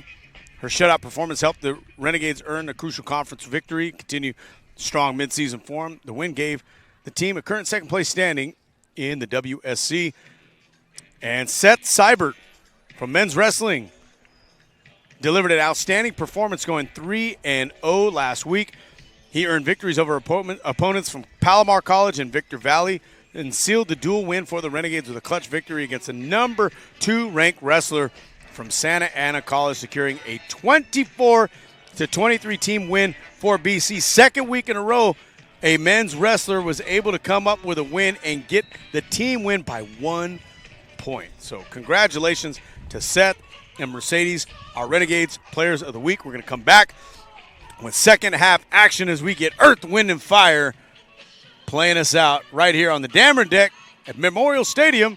Bakersfield College against East LA. They're up 35-7 over the Huskies. We'll come back with second half action right here on Current News Talk AM 1180, 96.1 FM, and live streaming on YouTube. All right, welcome back, folks, to second half coverage of Bakersfield College Renegades football right here on Current News Talk AM 1180, 96.1 FM, live streaming on the Bakersfield College Athletics YouTube channel. If you have not liked and subscribed, do so, and you get great coverage of Bakersfield College Renegades Athletics. Rob Chavez alongside Kenny Calvin. We've got Julian Wilson on the controls. We got ball taken by Jernigan at the 18. Jernigan is able to get it up past the 35-yard line. Good play right there. We have Walker Mino doing a really good job of blocking downfield. Renegades are going to have it 1st and 10 from the 36. And, Kenny, I got to say, that was the best half of Renegades football that we've seen so far this season. And then we need it, though, right? I mean, we've talked about how hard our job is when we're not playing well. People think this is an easy job up here. Try to do it while you're watching your team struggle and nothing's going right and having to say the right things. You know, so it's definitely beautiful to see the team lift itself up. And now you got an amazing play. Bubba Nettles up the middle. He's still carrying a guy. He's trying to get past that one man. He had him dragged for 25 yards. Big run, big first down. Renegades, Bubba Nettles. And that's why you give him the ball. That's why you give him the ball. You can't have talent like that and he's getting 10 to 12 carries a game. These are the type of guys that need the ball 20-plus times to show how effective they are. And I want to say he's probably upward of about 12 to 15 carries already. See the ball handed off this time to Jernigan. Jernigan takes it down to the 15-yard line. That's going to be an 8-yard gain. Call it 9 yards to the 14-yard line. 2nd and 1. And this thunder and lightning approach right here between Jernigan and Nettles has been the story for this offense. Got to love the offensive line's output as well tonight, but that was just a great individual effort by Nettles. And now he gets it again. And he spins into the end zone. Touchdown, Renegades. Boom! That may have been one of the greatest runs under 10 yards I've seen. He hurdles one, spins, pirouettes, drags another. Touchdown, Renegades. Hit that circle button right there on him. Big-time run for a big-time player out of Uriah, Alabama, Escambia County High. He's from someplace in Alabama where the whole county got a high school. Shout out to Kern Union High School, now called Bakersfield High. I mean, just seeing how effective he is when he gets his chances and opportunities is amazing to see. And right now, we're seeing the best energy that we've seen all year. Yeah, I mean, hey, free game. Shout out to all these people here who are here standing up and supporting this program here, who came in 2-5 and could be leaving the 3-5 record going into next week in that final home game against Orange Coast. Speaking of which, it is going to be our salute to veterans and armed services next week. This week is Kern Ag and Oil Night. We've seen a couple of representatives from the ag and oil industries today. Thank you for them and sponsoring tonight's event. But Kenny, man, not only are we seeing a great really a great performance here by both offense and defense, but Carlos Villa is now 25 of 25. So we got a 42-7 score here at Memorial Stadium. Renegades over East LA. Just about 13 and a half minutes to go in this third quarter. Kick is taken deep at the 2-yard line. And a great coverage, right there. And a big hit and tackle for number 19, Ben Spears. You like to see Spears having an opportunity during special teams based on the fact that he struggled offensively in his wide receiver position. But that's how you show coaches that you still bought into the process. You take your advantage of any opportunity you get. 1st and 10 for ELAC. Now let's see if we can see that same intensity level from the defense that stressed this game out. So only a 13-yard return right there for the highlighted player right there on that play, Ben Spears. And the Huskies are going to start at 1st and 10 from the 15-yard line. Ebnet is back in the game. Bozeman on the carry, brings it up 5 yards to the 20-yard line. So to bring up 2nd and 5.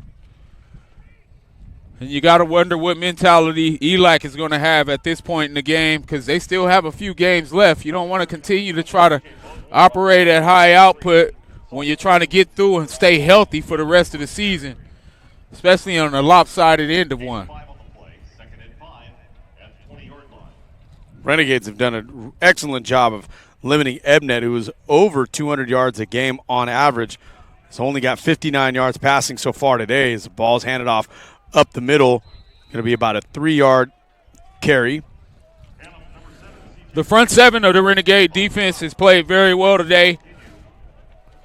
And that's where a lot of those turnover opportunities come from as well, because the front four, we've highlighted at least 4 guys who've had multiple impact plays.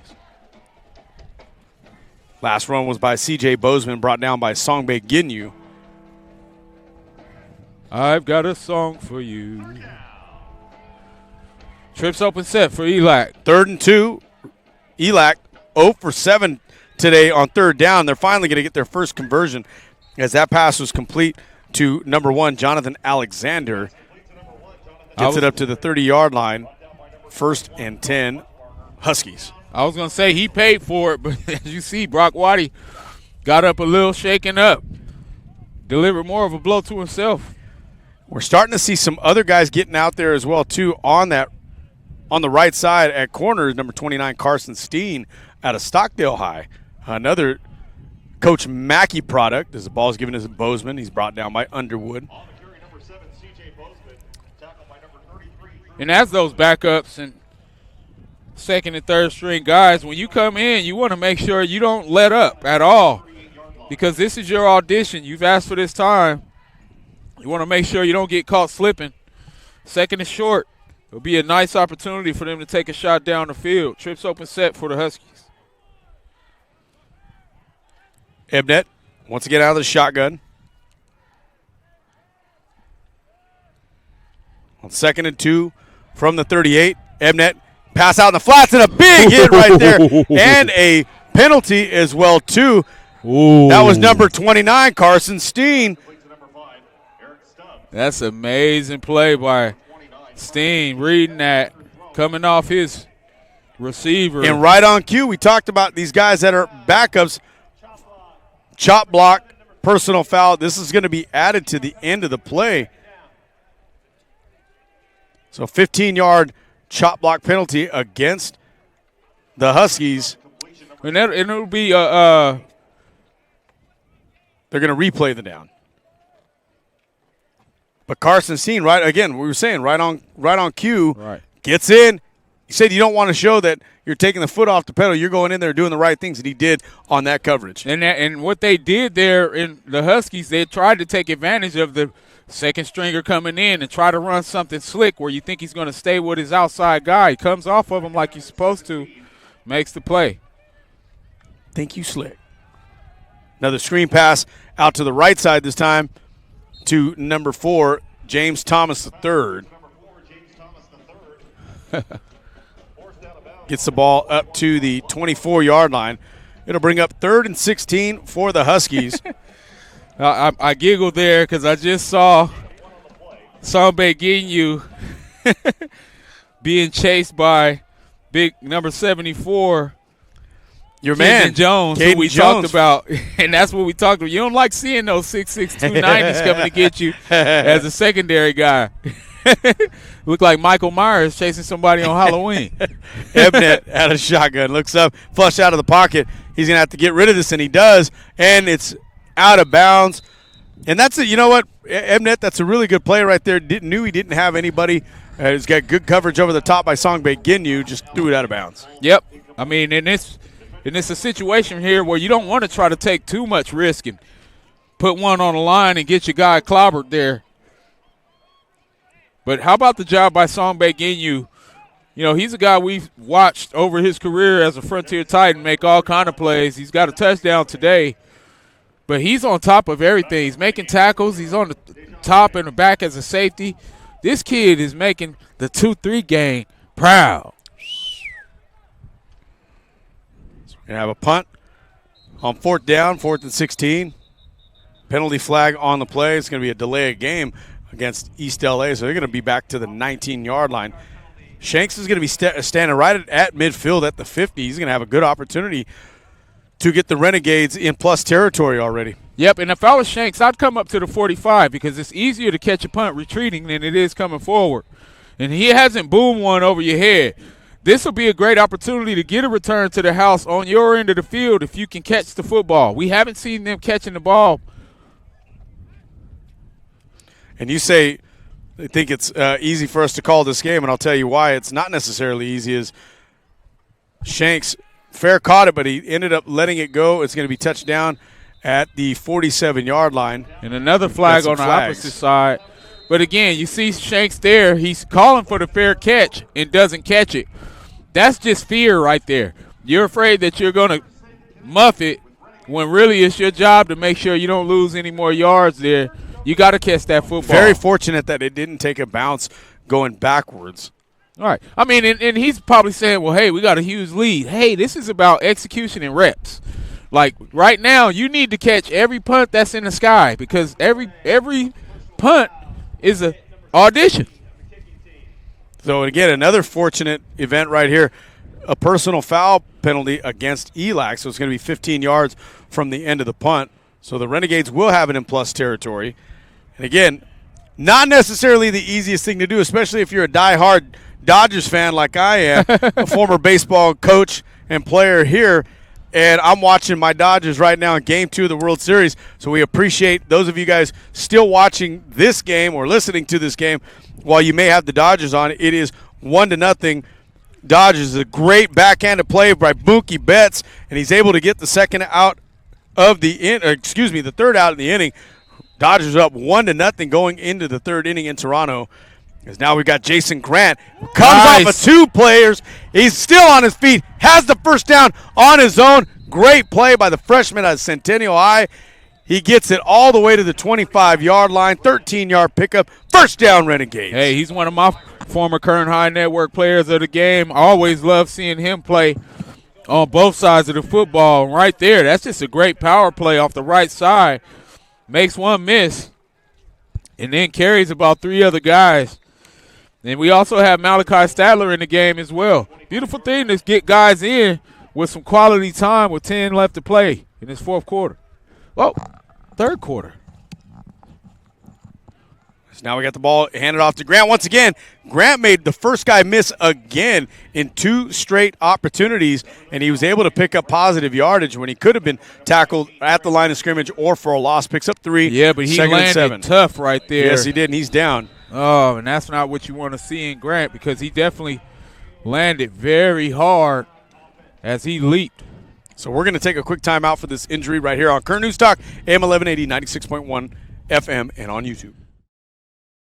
All right, we are back here at Memorial Stadium. Good to see number 35, Jason Grant, walking off under his own power as we've got the golden hour here at Memorial Stadium. Kenny Calvin, Rob Chavez. Kenny getting that nice picture of the sun setting over the west side of Bakersfield as we got run up the middle by Jernigan. Jernigan hopped up and right into a tackle. He almost did a Saquon Barkley where he turned around and reversed. It did like a 180 and hopped up, but he ran right into number 42, David Dotson Jr. Big Journey saying, hey, give me my carries. I'm having a nice game, over 100 yards rushing. Feed me. 3rd down and 5 at the 20-yard line. I'll tell you what, Dotson might be the lightest Mike backer that I've seen. Man, at 5'10", 190. As we get the ball to Jernigan. Jernigan being chased down by Chukwuemeka. A couple of great moves. He's still on his feet. Wow, what a run by Ian Jernigan getting a first down. And I'll tell you what, if you get an opportunity to see this, he switched directions twice, was able to get out of 4 or maybe even 5 tackles, and sea-walked his way to a first down for the Renegades. Man, that wasn't sea-walking. That was the ropes right there. Remember the old-school ropes we used to have to go through? He was dancing through those holes right there. Amazing effort by Jernigan. I count 4, 5, 6 tacklers, 7 tacklers, 8. 9. Finally brought down on the 9th tackle attempt. Fantastic job by Jernigan. They give it to Jernigan once again. He's inside the 5 on 1st and goal. He's down to the 1. And this is a situation where Coach Dammer is going to try to give this man the football so this way he can finish the drive. I mean, talk about excellent footwork on that previous play. I can't wait to go back and watch that because he went right, 2-step left, put the foot in the ground again, and went up the field. And that was 9 tackles broken on that. That is definitely one of those that you send to a recruiter. I formation. Ball's given to – it's actually a quarterback keeper right up the middle. Statler in. Touchdown, Renegades. Boom, boom, boom, boom, boom, boom, boom, boom. Renegades clicking on all cylinders today, and it's good to see Malachi get in there and get his name in the paper. Touchdown, Renegades. Boom, boom, boom, boom, boom, boom, boom. No pap. So we got Carlos Villa on to attempt his 26th extra point of the season. Wow. He is 25 at 25 so far this season. Good snap, good hold. The kick is up, and it is good. 26 at 26 for Carlos Villa. We do have whistles down on the field. It is 48-7 still on the scoreboard. The official threw that as high as the goalpost there. Showing off out there. Again, I said it earlier, we ran into Brian Landis, one of the great officials here in Kern County. Also ran into a former director that I work for at the high school district. I say former director because he says retired. That is Mr. Jim Bennett. Shout out to one of the former co-directors of special education at the current high school district. I've congratulated him on his retirement, but he keeps on coming back to the district and helping out here and there. But he's downstairs as one of our spotters and on our stat guys, quality control guys down in the booth. He needs a little hobby, so there it is. Congrats to Jim, fantastic leader in the current high school district. Also want to again give a quick shout out to our pregame guys, Vance Palm, Titan Tom, Touchdown Tom Myers. He's downstairs doing a good job. Always gets us nice rosters to look at. 15-yard penalty. We will retry. And so they're going to retry the kick here. So that's why they kept points off the board as an illegal block against the Renegades. So this is going to be an even deeper kick. So this is going to be the challenge here for Carlos, but also a good opportunity to see how much leg he's got. Yeah, extra reps, extra opportunities. The ball is going to be spotted at the 17-yard line, so this is going to end up being a 35-yard attempt, maybe 36-yard extra point attempt. So we're all in the corner of Carlos. Woods is out there to hold. Right in the middle of the field on the 25.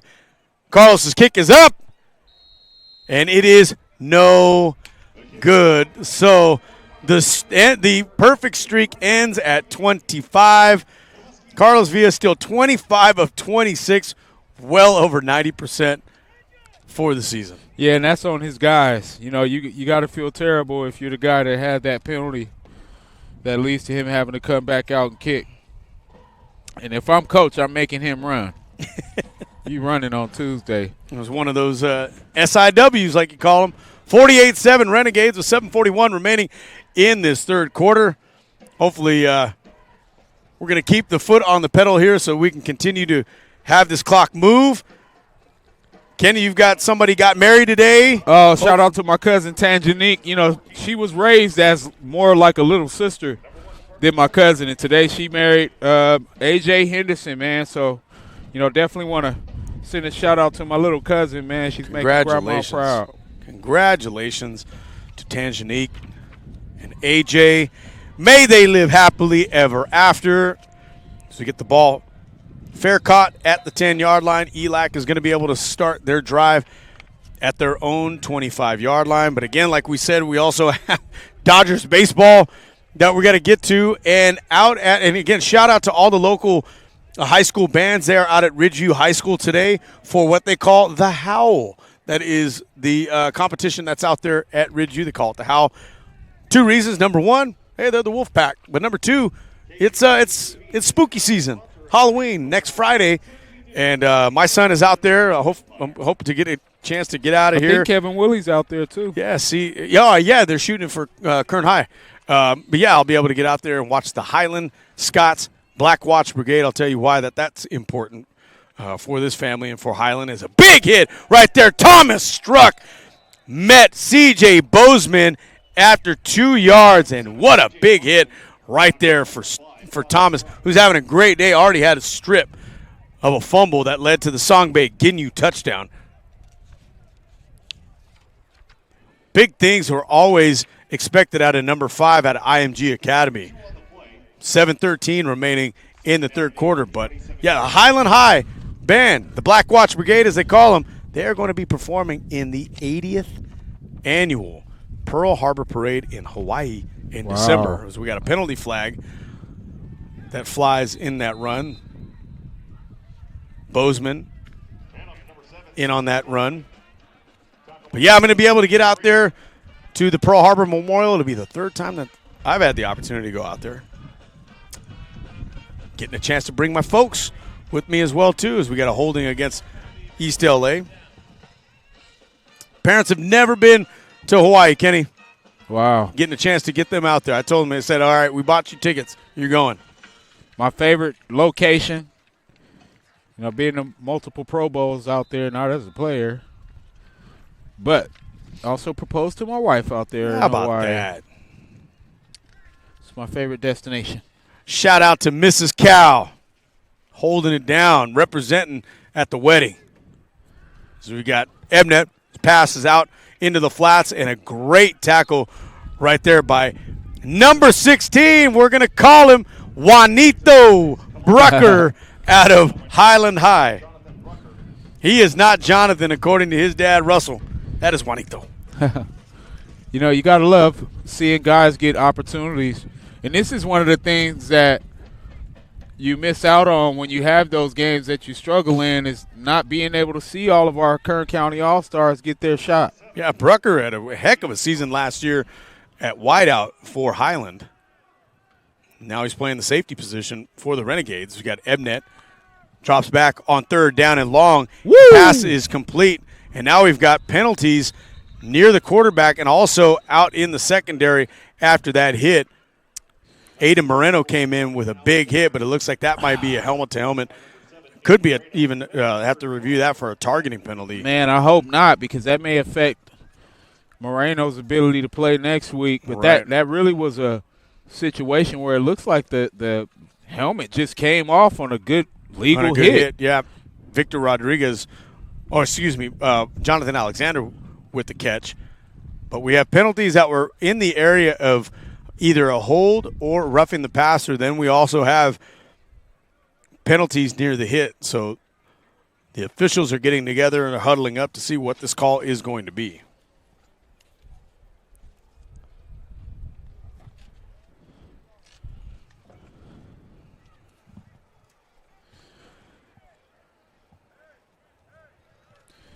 So while we have a quick break, definitely want to thank everybody that tuned in, because it was a definitely a challenging day. We already compete with major college football, and then you got the World Series. So definitely got a few messages from people who always tune in. We get viewers all over the country, so we want to thank you guys for being here with us. Oh, so they just disqualified. So Aiden Moreno is disqualified on the targeting penalty. So, yeah, we'll see what happens with him against Orange Coast next week, but that is a 15-yard penalty from the end of the catch. So it's going to be a first down, and that was a nice catch, and he held on to the football to Jonathan Alexander for 15 yards, tack on 15 more. So they pick up 30 on that play right there. So they waived the roughing the passer penalty because that would have just replayed the down in a 15-yard penalty. So instead of getting 15 right there, they get 30 because it's a personal foul. First and 10. We got a renegade that became a grandpa this week, too, in Curtis Rufus, former 1992-93 renegade. His son, Asani Rufus, had his first son. Talk about legacy. An assistant coach for the Houston Texans. They're hosting the 49ers this week. Apropos, he got his first NFL gig with the 49ers, and now he's out there in Houston. Congratulations to Asani. I know you've grown up with the Rufus family. I grew up on the other side of Asani's family, the Garzas. Shout out to Tina, who's a new grandma. New grandma, that's my sis.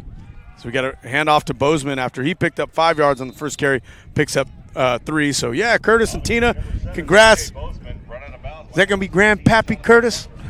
Hey, I know one thing. The kid's going to be a heck of a football player. Right, that's one thing we do know.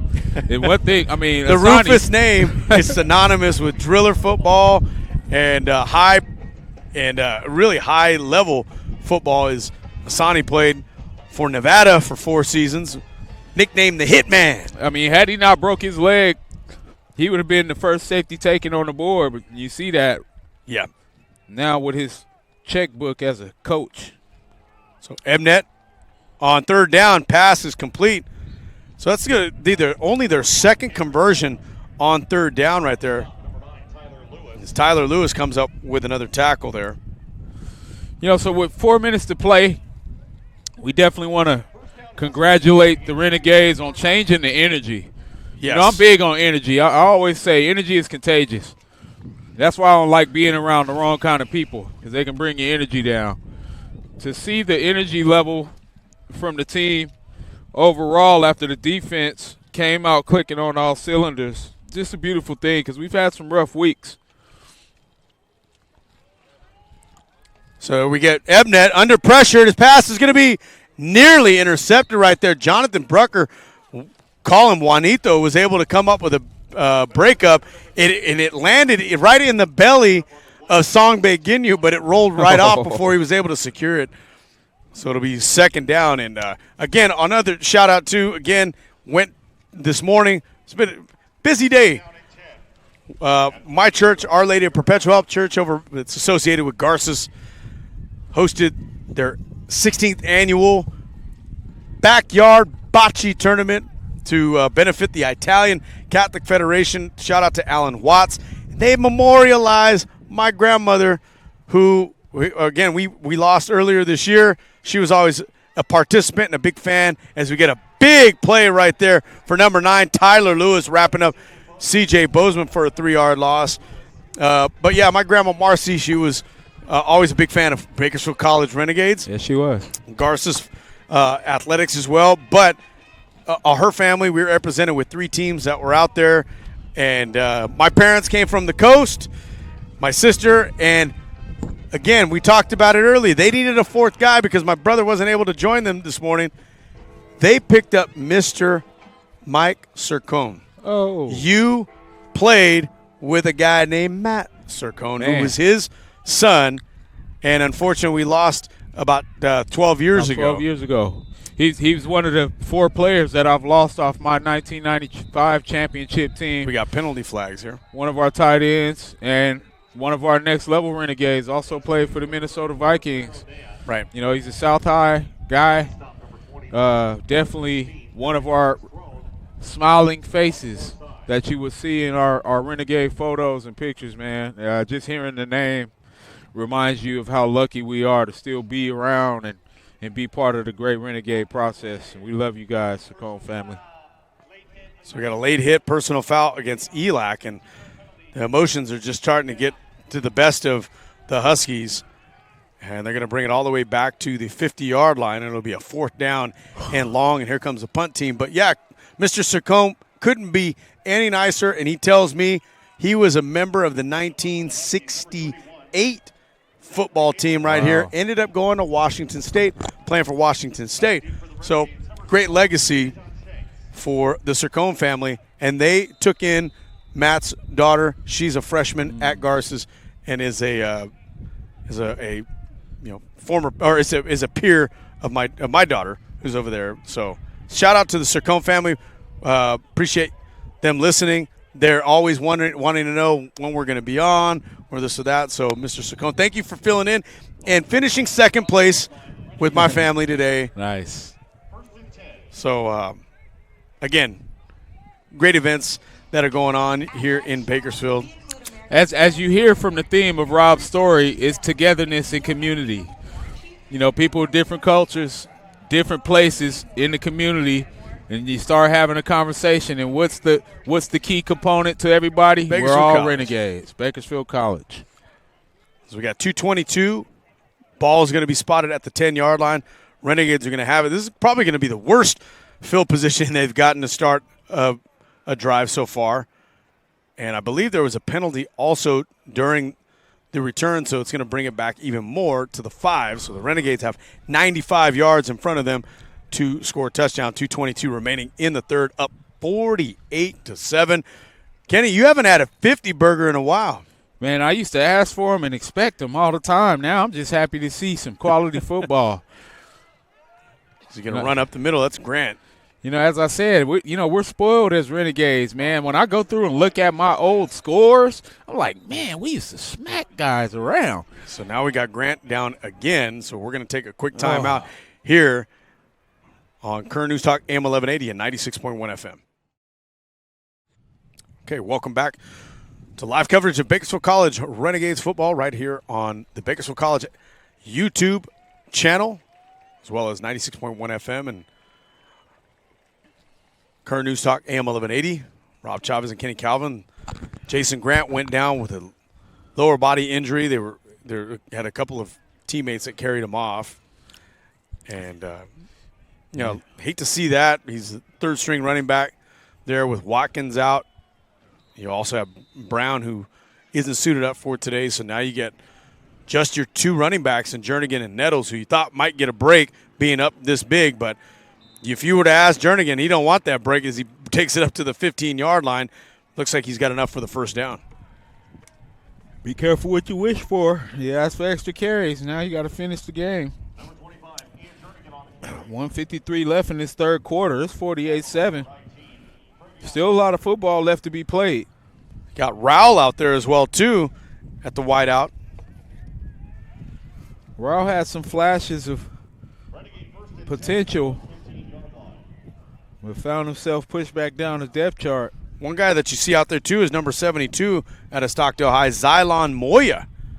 Is the left tackle now for the Renegades. Jernigan's going to get 1 yard. He ran it right up Moya's back right there on that play. Also got number 65, Trevor Jano, who's one of those stocky linemen. You don't see a whole lot of linemen at 5'10". Last time I think we seen that was relative of mine, Jonathan Gonzalez, who played a little bit a few years back when they were real lean on that offensive line. 2nd down and 9. Pistol spread formation. Statler in. Shotgun. Gives it to Nettles. Nettles going to get it up to about the 18-yard line. And got time ticking off. Probably going to have one more play here because the play clock is a couple seconds ahead of the game clock. So we'll have one more snap, and we're going to get into the fourth quarter. Renegades up big. It'll be 3rd and 7 from the 18. Renegades need to get to the 25. Spread formation for Statler. Give the ball to Nettles, and Nettles is going to be up past the first down and more. Finally gets brought down out of bounds at the 42-yard line, and that'll do it for the third quarter. Renegades have it, and they're up big, 48-7, right here on Current News Talk, AM 1180, 96.1 FM, and live streaming on Bakersfield College Athletics. And welcome back to live coverage of Bakersfield College Renegades football. Rob Chavez alongside Kenny Calvin. Malachi Statler's pass is going to be over the head of Jaheim Alexander as we start the fourth quarter here at Memorial Stadium. The Renegades are up big, 48-7. And Kenny, we've just really seen some flashes of what we had seen in the past where the Renegades were able to put up 50 points. Yeah, and I think one of the things that we've all asked for was put on display here today. It's just finding the guys that you can depend on and giving them the football. Minimizing the complexity of the offense, making things simple. And part of that simplicity is just handing the ball off to number 25 or number 31, and this time it's to Jernigan, who gets 7 yards up to the 49-yard line. So we're going to have a 3rd and 3. And, again, this is something that I know you've been asking for. Just make it simple. If it works, keep plugging away. Absolutely, because the complex things haven't worked at all for us. Like, it'd be different if it was yielding results, and then I'd be quiet. But if what you're doing isn't working, let's try to simplify things and just find a way to minimize turnovers with the basketball on grass. And it looks like Coach Thompson really wasn't happy with a couple of things that was even happening on the offensive side of the ball. And had Coach Dameron call a timeout right there, so it's going to be timeout for the Renegades of 14-13. I think more than anything, they look at that. They don't like how they're set up. Maybe some guy isn't in the game. They're thinking, why do we have – we want to get out of here, 48-7. We don't want to have to call timeouts. All right. They probably all want to go home and get on some ice, heal up some wounds, watch maybe some World Series. Wins are a lot less stressful. You feel better. The body feels better. Yes, sir. Nights are funner at the house. Less arguments. Yeah, right. Like my former assistant coach, Gary Sherman, my man who I had a chance to catch up with, former Foothill High great back in 1986. He was telling me, yeah, man, I don't have to go home and kick my dog, man. My dog's been getting worn out. He would tell our baseball team that. Man, you know who's your favorite right now? My dog. Malachi Statler with a design keeper right there, and he picks up the first down. Good to see Malachi getting out there and doing what he does well. Hey, he's showing what he could do on the ground today. Already has one rushing touchdown. Yes, he does. It'd be good to see if we can get the big Aussie out there, too. Number 12, Isaac Woodhouse. Great play caller standing next to Coach Dameron at all times. Isaac's going to get an opportunity to compete for a starting position next year with both Woods and Statler moving out. Whatever programs get any of those guys, they're going to be lucky. So now we get the ball to Nettles, who picks up 3 yards to the 41. So it'll be 2nd and 7. Yeah, Woodhouse, again, the Aussie out of Melbourne in Australia. Xavier High. He was an Australian rules football kid growing up. And from what I understand, has the biggest leg on the team. And that's saying something because we got Carter Colsar out there who's got a big leg himself. So 2nd and 7 from the 41. Statler out of the shotgun. Fakes the handoff to Jernigan. Rolls to his right. He's just going to keep it. He's going to go up the sideline. Stays in bounds. Takes a hit. But gets the first down. And he's down at about the 22-yard line. Love the energy that Statler's playing with. He's a guy that's tough as nails. You know, and he's had his share of frustration with the quarterback situation, but you see he's not playing like he has any emotions about it, just going out and doing the job. Great job, first down. So I'm going to bring up a story here really quick, too, as we get first down 21, because I always tell you, remember, before I get in the car to get over here, I set it on my playlist. It's a throwback hip-hop playlist. I hit the shuffle. I wanted to see what's the theme of the day as we get Jernigan taking more steps. He's able to get outside, cuts back on his feet, and gets about 9 yards. But some fantastic moves right there for Ian Jernigan. Was stopped after 2 yards, but was able to pick up 7 more, shucking and jiving. Yeah, he was very shifty there. Bounced outside on the power play. And you could tell he was looking to try to size that guy up to hurdle him, and he didn't go for it. That guy's watching film. You know who you are by now, Jernigan. So the song I listened to that popped up first off the Me Against the World album, So Many Tears. Oh, that Tupac. was my jam.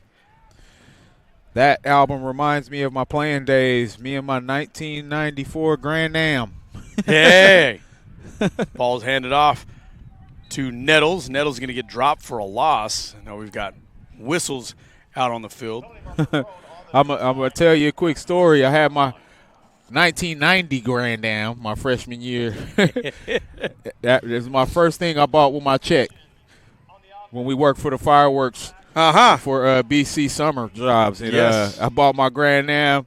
I was so in a rush to get my system. I bought some speakers, a speaker box too big to get in my trunk. So I had to put it in my back seat. I had a 2-seater back in the 94. And that first CD I got was that Me Against the World. But, hey, I'll tell you what, though. That's funny. KC only needed 1 seat, and that was for whichever lucky lady was going to sit right next. That was the only one shotgun. that could ride with me. Either that or one of your boys coming home from practice. That was it. Right. Hey, only got room for 1. But now I got a real 2-seater. There you go. So the penalty was on the Renegades for an illegal shift on that last play, and now they give the ball to Nettles. But so many tears, I said it was going to be the theme to that. But what was the theme really is so many tears because it seemed as if there are a lot of adversity against the Renegades. They need to fight out of that. They do. They've gotten through those so many tear moments, and they're here up 41 points. I love how you broke that down because that's the kind of season we've had. It's been very Tupac-ish, except we still alive. We still alive. We're still hanging on. Yeah, we're still hanging on. But all jokes aside, that album was a redemption album, and this is a redemption game for the Renegades in a sense. And Nettles gets that first down. Yeah, it is. And speaking of all that, and the reason why I bring this up, though, too, is because I heard an interesting story from an author who's a research guy. He writes a lot of research books and things like that. Well, he found out that, and he found the baby from the song that was inspired. Yeah, by Inspired. I'll tell you a little bit more about this as we get Nettles right up the middle. He's going to be in the end zone for the touchdown. Boom, boom, boom, boom, boom. Nettles on the power on the right-hand side. Definitely great to see him get pay dirt as well again because this validates what kind of game this has been for that offensive line in the running back room.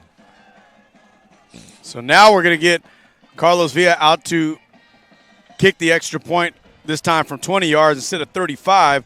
Going to try to get 26 out of 27 on the year as he missed that last one. Not any fault of his own, as we get the kick up and good. A double nickel up on that scoreboard for the Renegades, 55-7. They are Shout out to big. My teammate Chad Grider, one of the greatest 55s I ever played with. Him and his West High Vikings beat my Blades for senior night yesterday up at Permenter Field. Not Permenter Stadium, Permenter Field, which is Ned's older cousin, who's a Korean War veteran, died in action, and they named the field after him. But again, I was talking about that. Yeah, that they ended up finding out that, and they used a genealogy expert because it was a story that Tupac had read as a headline when he was recording in New York, and his mother always told him, read the local news every single day, front to back in the newspaper. Do that every single day. So to honor his mom, he would do that. He heard about that, that a girl had the baby and dropped it into a trash chute. And just as they were about to take that trash out, they heard a baby crying. And so that baby was put into social services. They couldn't really find the mother until they did. But the mother said, no, I was scared. She was 12 and a half years old. Amazing story. Yeah, and then what happens? He gets put up for adoption. The people who adopted him, they ended up moving out to Las Vegas. When we're talking about Caden Jones here, moved out to Las Vegas. He ended up finding out all this information, this author did, and made contact with the young man who is now in his 30s and doing okay. Then they got in touch with the mom. The mom was watching a concert in Las Vegas when they found out. Reunited them, got them to take a picture. It was great. And I'm thinking, all from a Tupac song. Wow.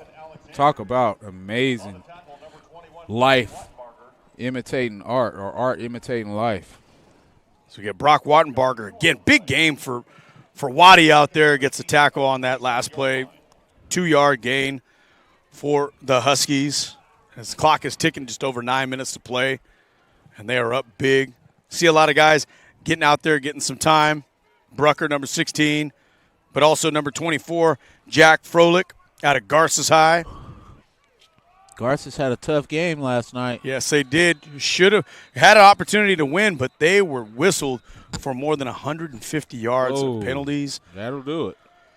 Yeah, it was not a good night for the Rams, and now you get a penalty flags. Walker Mino has been in the middle of a lot of different extracurricular activities today, to say the least. Hey, he's trying to make up for lost time. I don't blame him. But yeah, Garces had a turnaround season. They're in a tough league.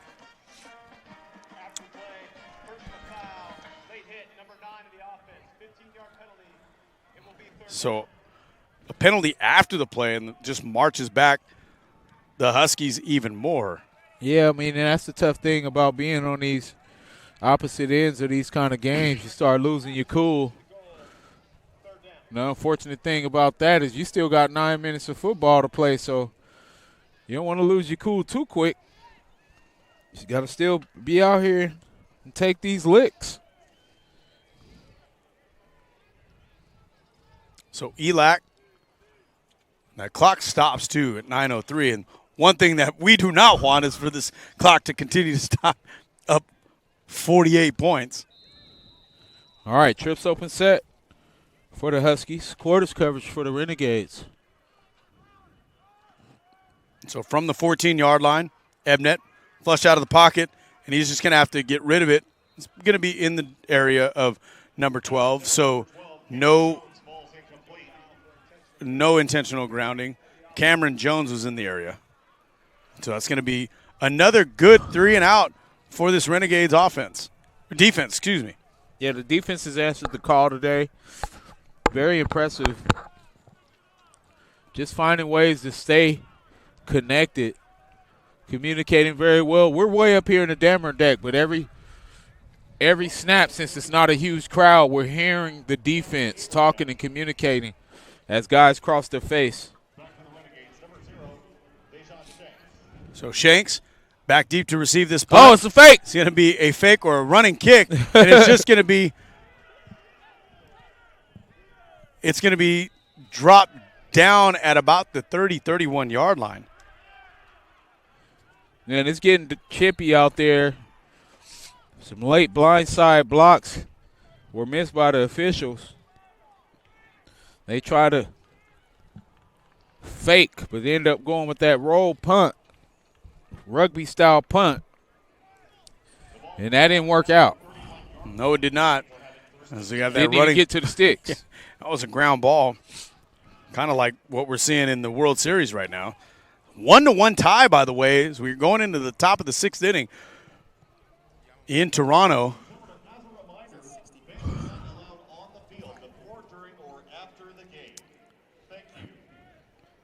You know, the Dodgers getting good pitching, just like the Renegades are getting good defense. Just need a little bit more offense. We've seen the offense today, though, and again, it started with the run. And that was, I think, the mantra today. We're going to let that happen. We're going to let these guys really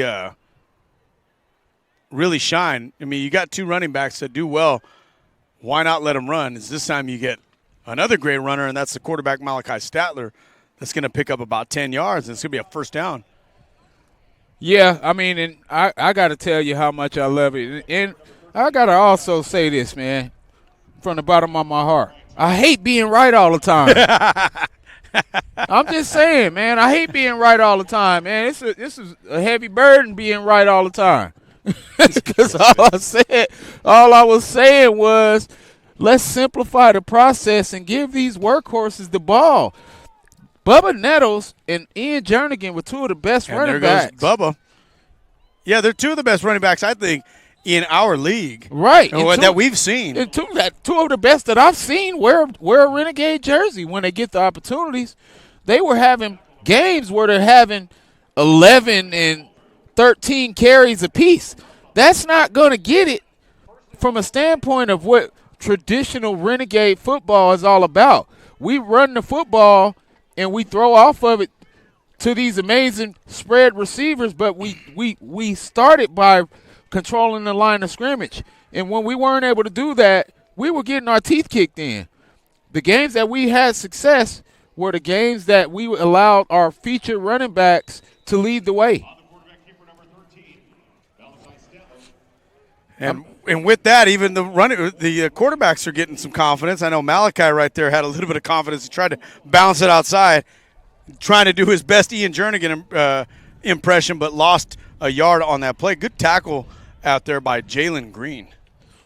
You know, we started the season talking about the running back room, right? Like, it was the main focus of a lot of pregame talk, and, you know, our Go Gauge show that we had, it was discontinued. They go back to the ground game, and this is going to be a touchdown. And Jernigan's going to get to the pylon. Touchdown, Renegades. Boom! We're going to get a 60 burger here for you. I mean, we couldn't even get the sentences out our mouth as we're continuing to see it. And this is the validation that some of those fans of these running backs will have when they say, you see what we were saying? Mm-hmm. Give them the ball. Give our running backs the ball. Jernigan had a game where he had 100 yards in the first half, and in the next half he had 4 carries. That doesn't tell me you're trying to feature your running backs when they're having that kind of output. When you give these guys the football, it opens up everything in the offense. 41 combined carries for the Renegades between Jernigan and Nettles. Jernigan, 23 for 179, 7.8 average. Jadaniel Bubba Nettles, 18 for 169, 9.4 a carry. He broke off one for 41. Bubba, 3 touchdowns. Jernigan, 2 touchdowns. Carlos Villa, low kick. And now he is 26 of 28 for the year. And he's like, I'm tired. This is my 9th extra point. What do you want me to do? We didn't kick his leg off tonight, huh? That's all right, Carlos. You carried the torch throughout the season, and now we're going to allow the rest of the team to pick it up. How about the defense starting the day off and the offense finding a way to keep that energy going to get to a 60 burger?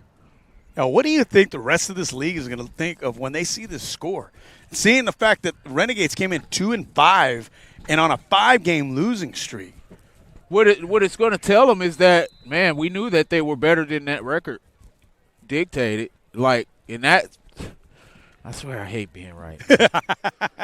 I said all week that we had the personnel to be successful. We just got to commit to guys. And once we do that, we see the success we have. We have the personnel. Let's just commit. So here we go. Kickoff from Colsar. Rodriguez is going to fair catch it and take it at the 25. Yeah, you're not this point in the game. Rodriguez just doesn't want to get hit anymore. Hey, I agree, Rodriguez and Associates.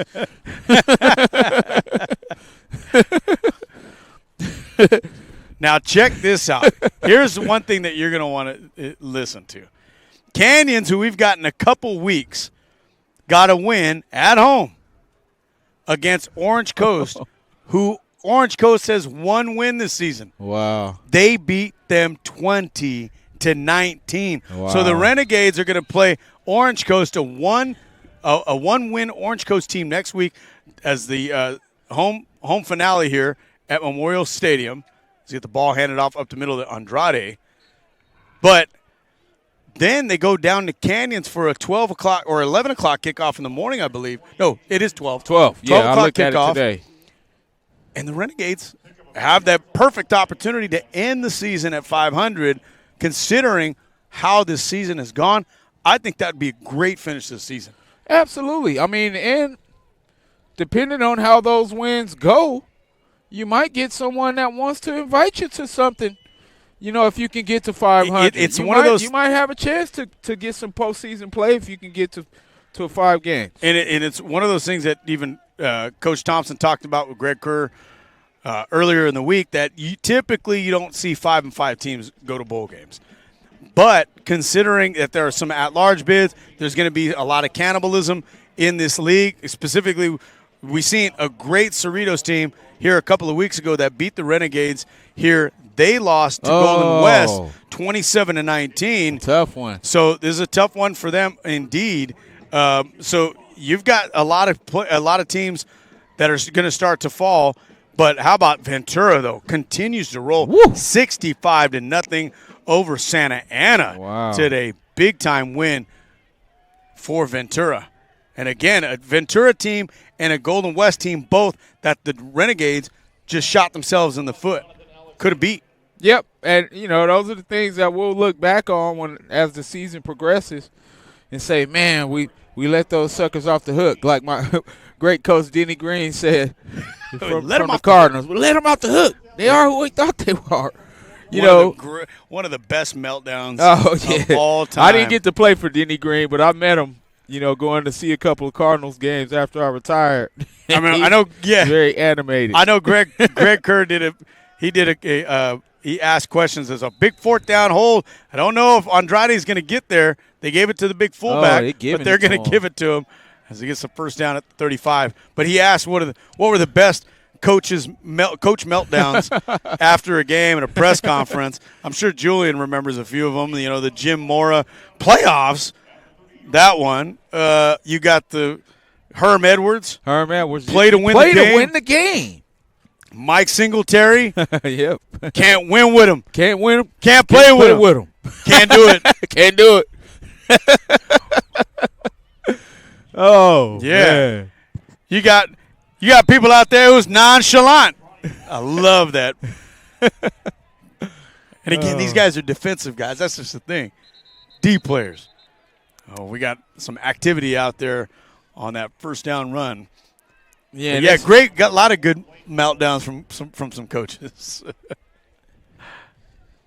Well, you know, this is a point in the game with 3:57 to play where both coaches need to have a talk with their guys and let them know. Got to do things with class, guys. And so we can get out of here more than anything.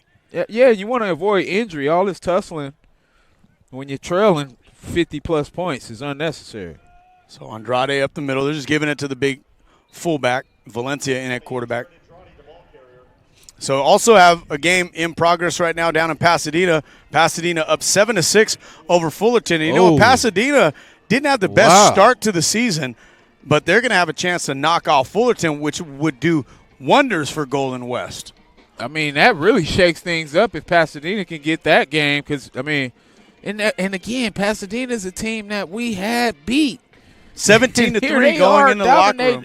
Or they were beating the team that dominated us. And again, I made this mention. Saturday. Made this mention on the morning show this past Wednesday with Sparky and Chris, saying I don't know if I've ever seen one particular play completely just demoralize the team for the rest of the year.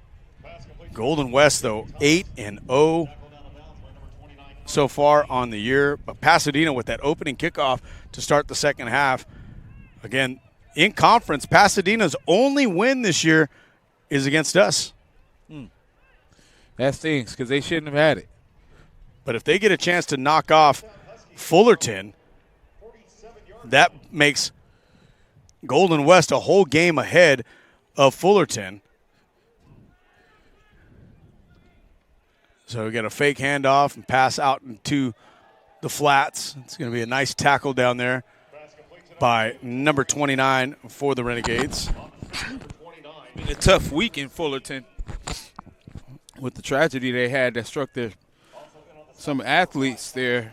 Oh, yeah. You know, and it highlights the importance of making sure as athletes and students, you make sure you surround yourself with the right kind of people because it could cost you your career or your life. So, again, with the 2-minute timeout, we're going to keep it right here. Only a couple minutes to play, and the Renegades going to have Orange Coast coming here next week. Again, come out. It's the last game of the season, the day after Halloween. So hopefully you guys will still have a bunch of energy and you're able to come out here. It's going to be great football weather. I got to imagine probably going to be somewhat similar to today in the mid-70s. Had nice fall weather, and it's a last opportunity for BC, for you fans to be able to see in person your college football team. Yeah, and kudos to the fans that were able to enjoy this win today. You know, because I whispered in Rob's ear earlier that, man, crowds don't look like they used to today. But this is the beauty of a football team not giving up on themselves to at least put on a good display for the people who did come out to support them. 100%. Ladies and gentlemen, as a reminder, fans are not allowed on the field before, during, or after the game. Thank you for your cooperation.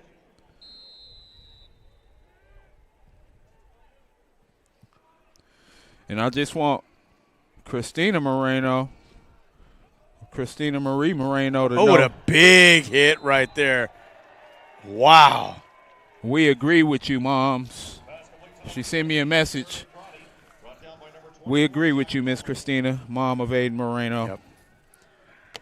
Hey, you get to call out 2-3 gang all the time. I'm calling out 2-4 gang. Jack Froelich, the Garces Nice. Ram, with a big hit on Andrade right there out in the flats for a loss of 2. Give that man a sticker on his helmet. It's a big hit right there. Might have a couple of hits of the week's nominees here for Hometown Sports. Inspiring defense being played. We got some turnovers, some points, some fumbles. And just over a minute to play. And some smacks.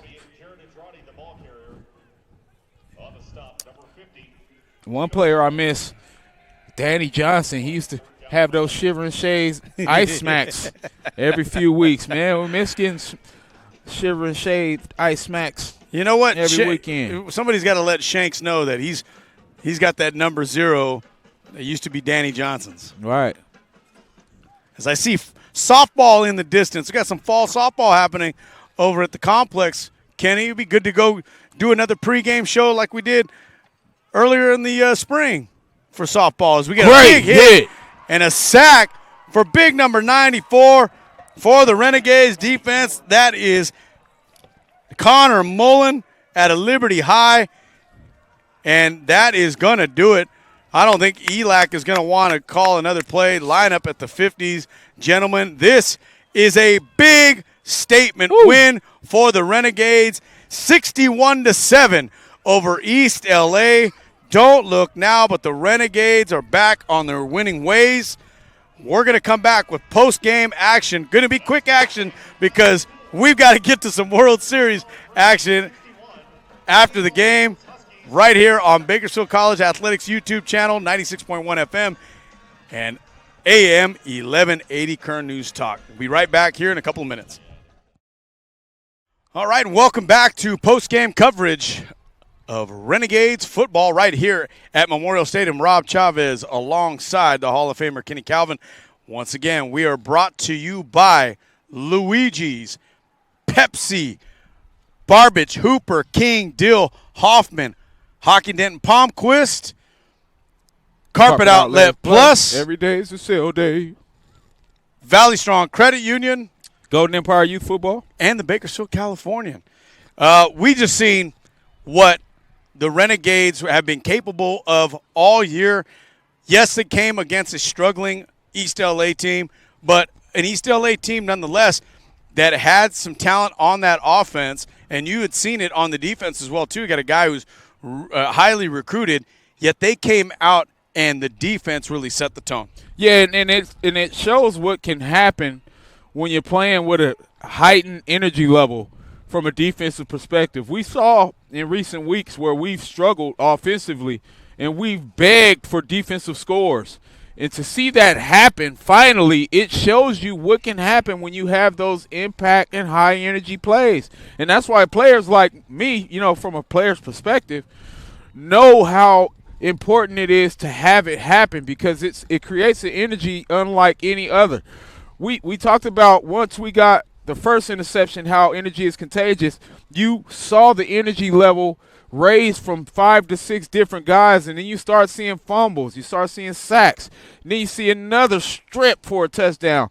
Those are energy plays that become contagious based on an intensity level that you create. That's not a game plan. Like, you don't game plan to have those kind of turnovers. You create that by just having high impact plays and playing with a motor.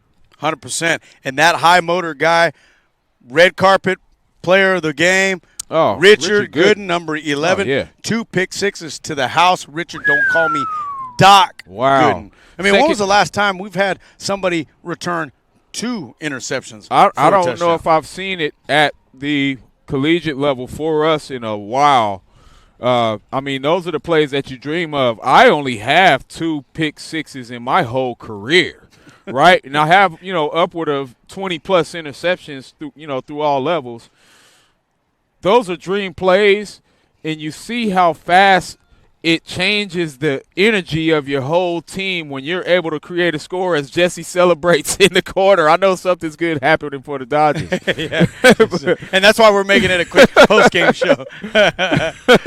But, yeah, you said it. It's how you set the tone, and it's how you keep the energy level up. We've been talking about it for a while. It's just been so good to see. And what did we do? But we kept the ball in the hands of our most trusted guys, Absolutely. the best athletes on the field, in Ian Jernigan and Bubba Nettles. Jernigan, 179-yard rushing. Wow. Nettles with 169 yards rushing. Man. I mean, what more could you ask for from those two guys? And, again, quick shout-out to Carlos Villa. Yes, he missed a couple of extra points today, his first 2 extra points that he's missed today, but 26 of 28 so far this year, 7 of 9 so far for field goals.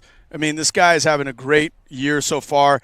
And, again, kudos even to the deep snapper, the holder, Carson Woods, as well, too, for being able to do that. But, again, we've seen some guys today that made some impact plays. Thomas Struck, Tyler Lewis. Song Bay Ginyu got in for a really wasn't a scoop and score. It was a pop-up in score. Recovery. It'll be a recovery, but that was a beautiful play. Walker Mino with a strip as well, too. He was in a lot of those plays in which he's getting a lot of East L.A. Huskies that were upset with him. Oh, yeah, because his energy level is the reason why we're seeing what we've expected to see for a long time. Coming into the season, he was the guy that was talked about as the leader. He misses 4 games. And now you're seeing the back half of the season start to see some light at the end of the tunnel. That's right. Proud of you guys. Hey, and again, 61-7 win with only 44 yards passing. Hey, we don't need to have too many yards passing. Just run the rock. Run the rock, man. I mean, we've talked about the success we could have if we give our big-time guys an opportunity. I've talked about the frustration of having running backs like Jernigan have 100-yard first halves and not get 5 carries in the second half of a game. That's right. When you give up 45 unanswered points, that's how it happens because you stop giving guys like that the ball. Apparently, you've listened to somebody and you're starting to know that if you want to win games, give them the ball. You give both of those guys upward of 18 carries and they both get 150 yards, that tells you what you probably should have been doing. So we're going to get Orange Coast College here next week. And, again, we're honoring veterans. We're honoring our active service members as well, too. We are family members of several folks Absolutely. that I'm are an in Army the military. dad. Got 2 Army sons. Yes, you do. My dad was Army. Yeah, so we're going to – everybody – and, again, it's free for everybody. So come on out, support the Renegades. Again, the final home game of the season, your opportunity to support your local college team. This is your last opportunity to be able to do that. Orange Coast coming in. They are struggling. So another good opportunity for you Renegades fans to see a win. Want to also, again, give thanks to everybody involved. Athletic Director Ayanna Tweedy, Assistant Athletic Director Carly Flowers, Todd Hansen, and Alicia Kroonquist. We've got Christopher Sanchez back. It's good to see Christopher back. He's our game manager here. He's doing a wonderful job. And Gio, we see him running up and down the sideline. Gio General Lau. Our crew here, Jesse Sanchez, Julian Wilson, Chris Burdick back in the station. We're going to see you back for the early bird special on Wednesday. Shout out to our camera crew and interns. We appreciate you guys. That's right. Can't do it without you. And, again, week 8, get a win. Any day is a good day when the Renegades win. So, for Kenny, Rob Chavez, see you guys next week right here, 4 o'clock, kickoff against Orange Coast College right here at Memorial Stadium. Good night. God bless. Go Dodgers. Go Dodgers.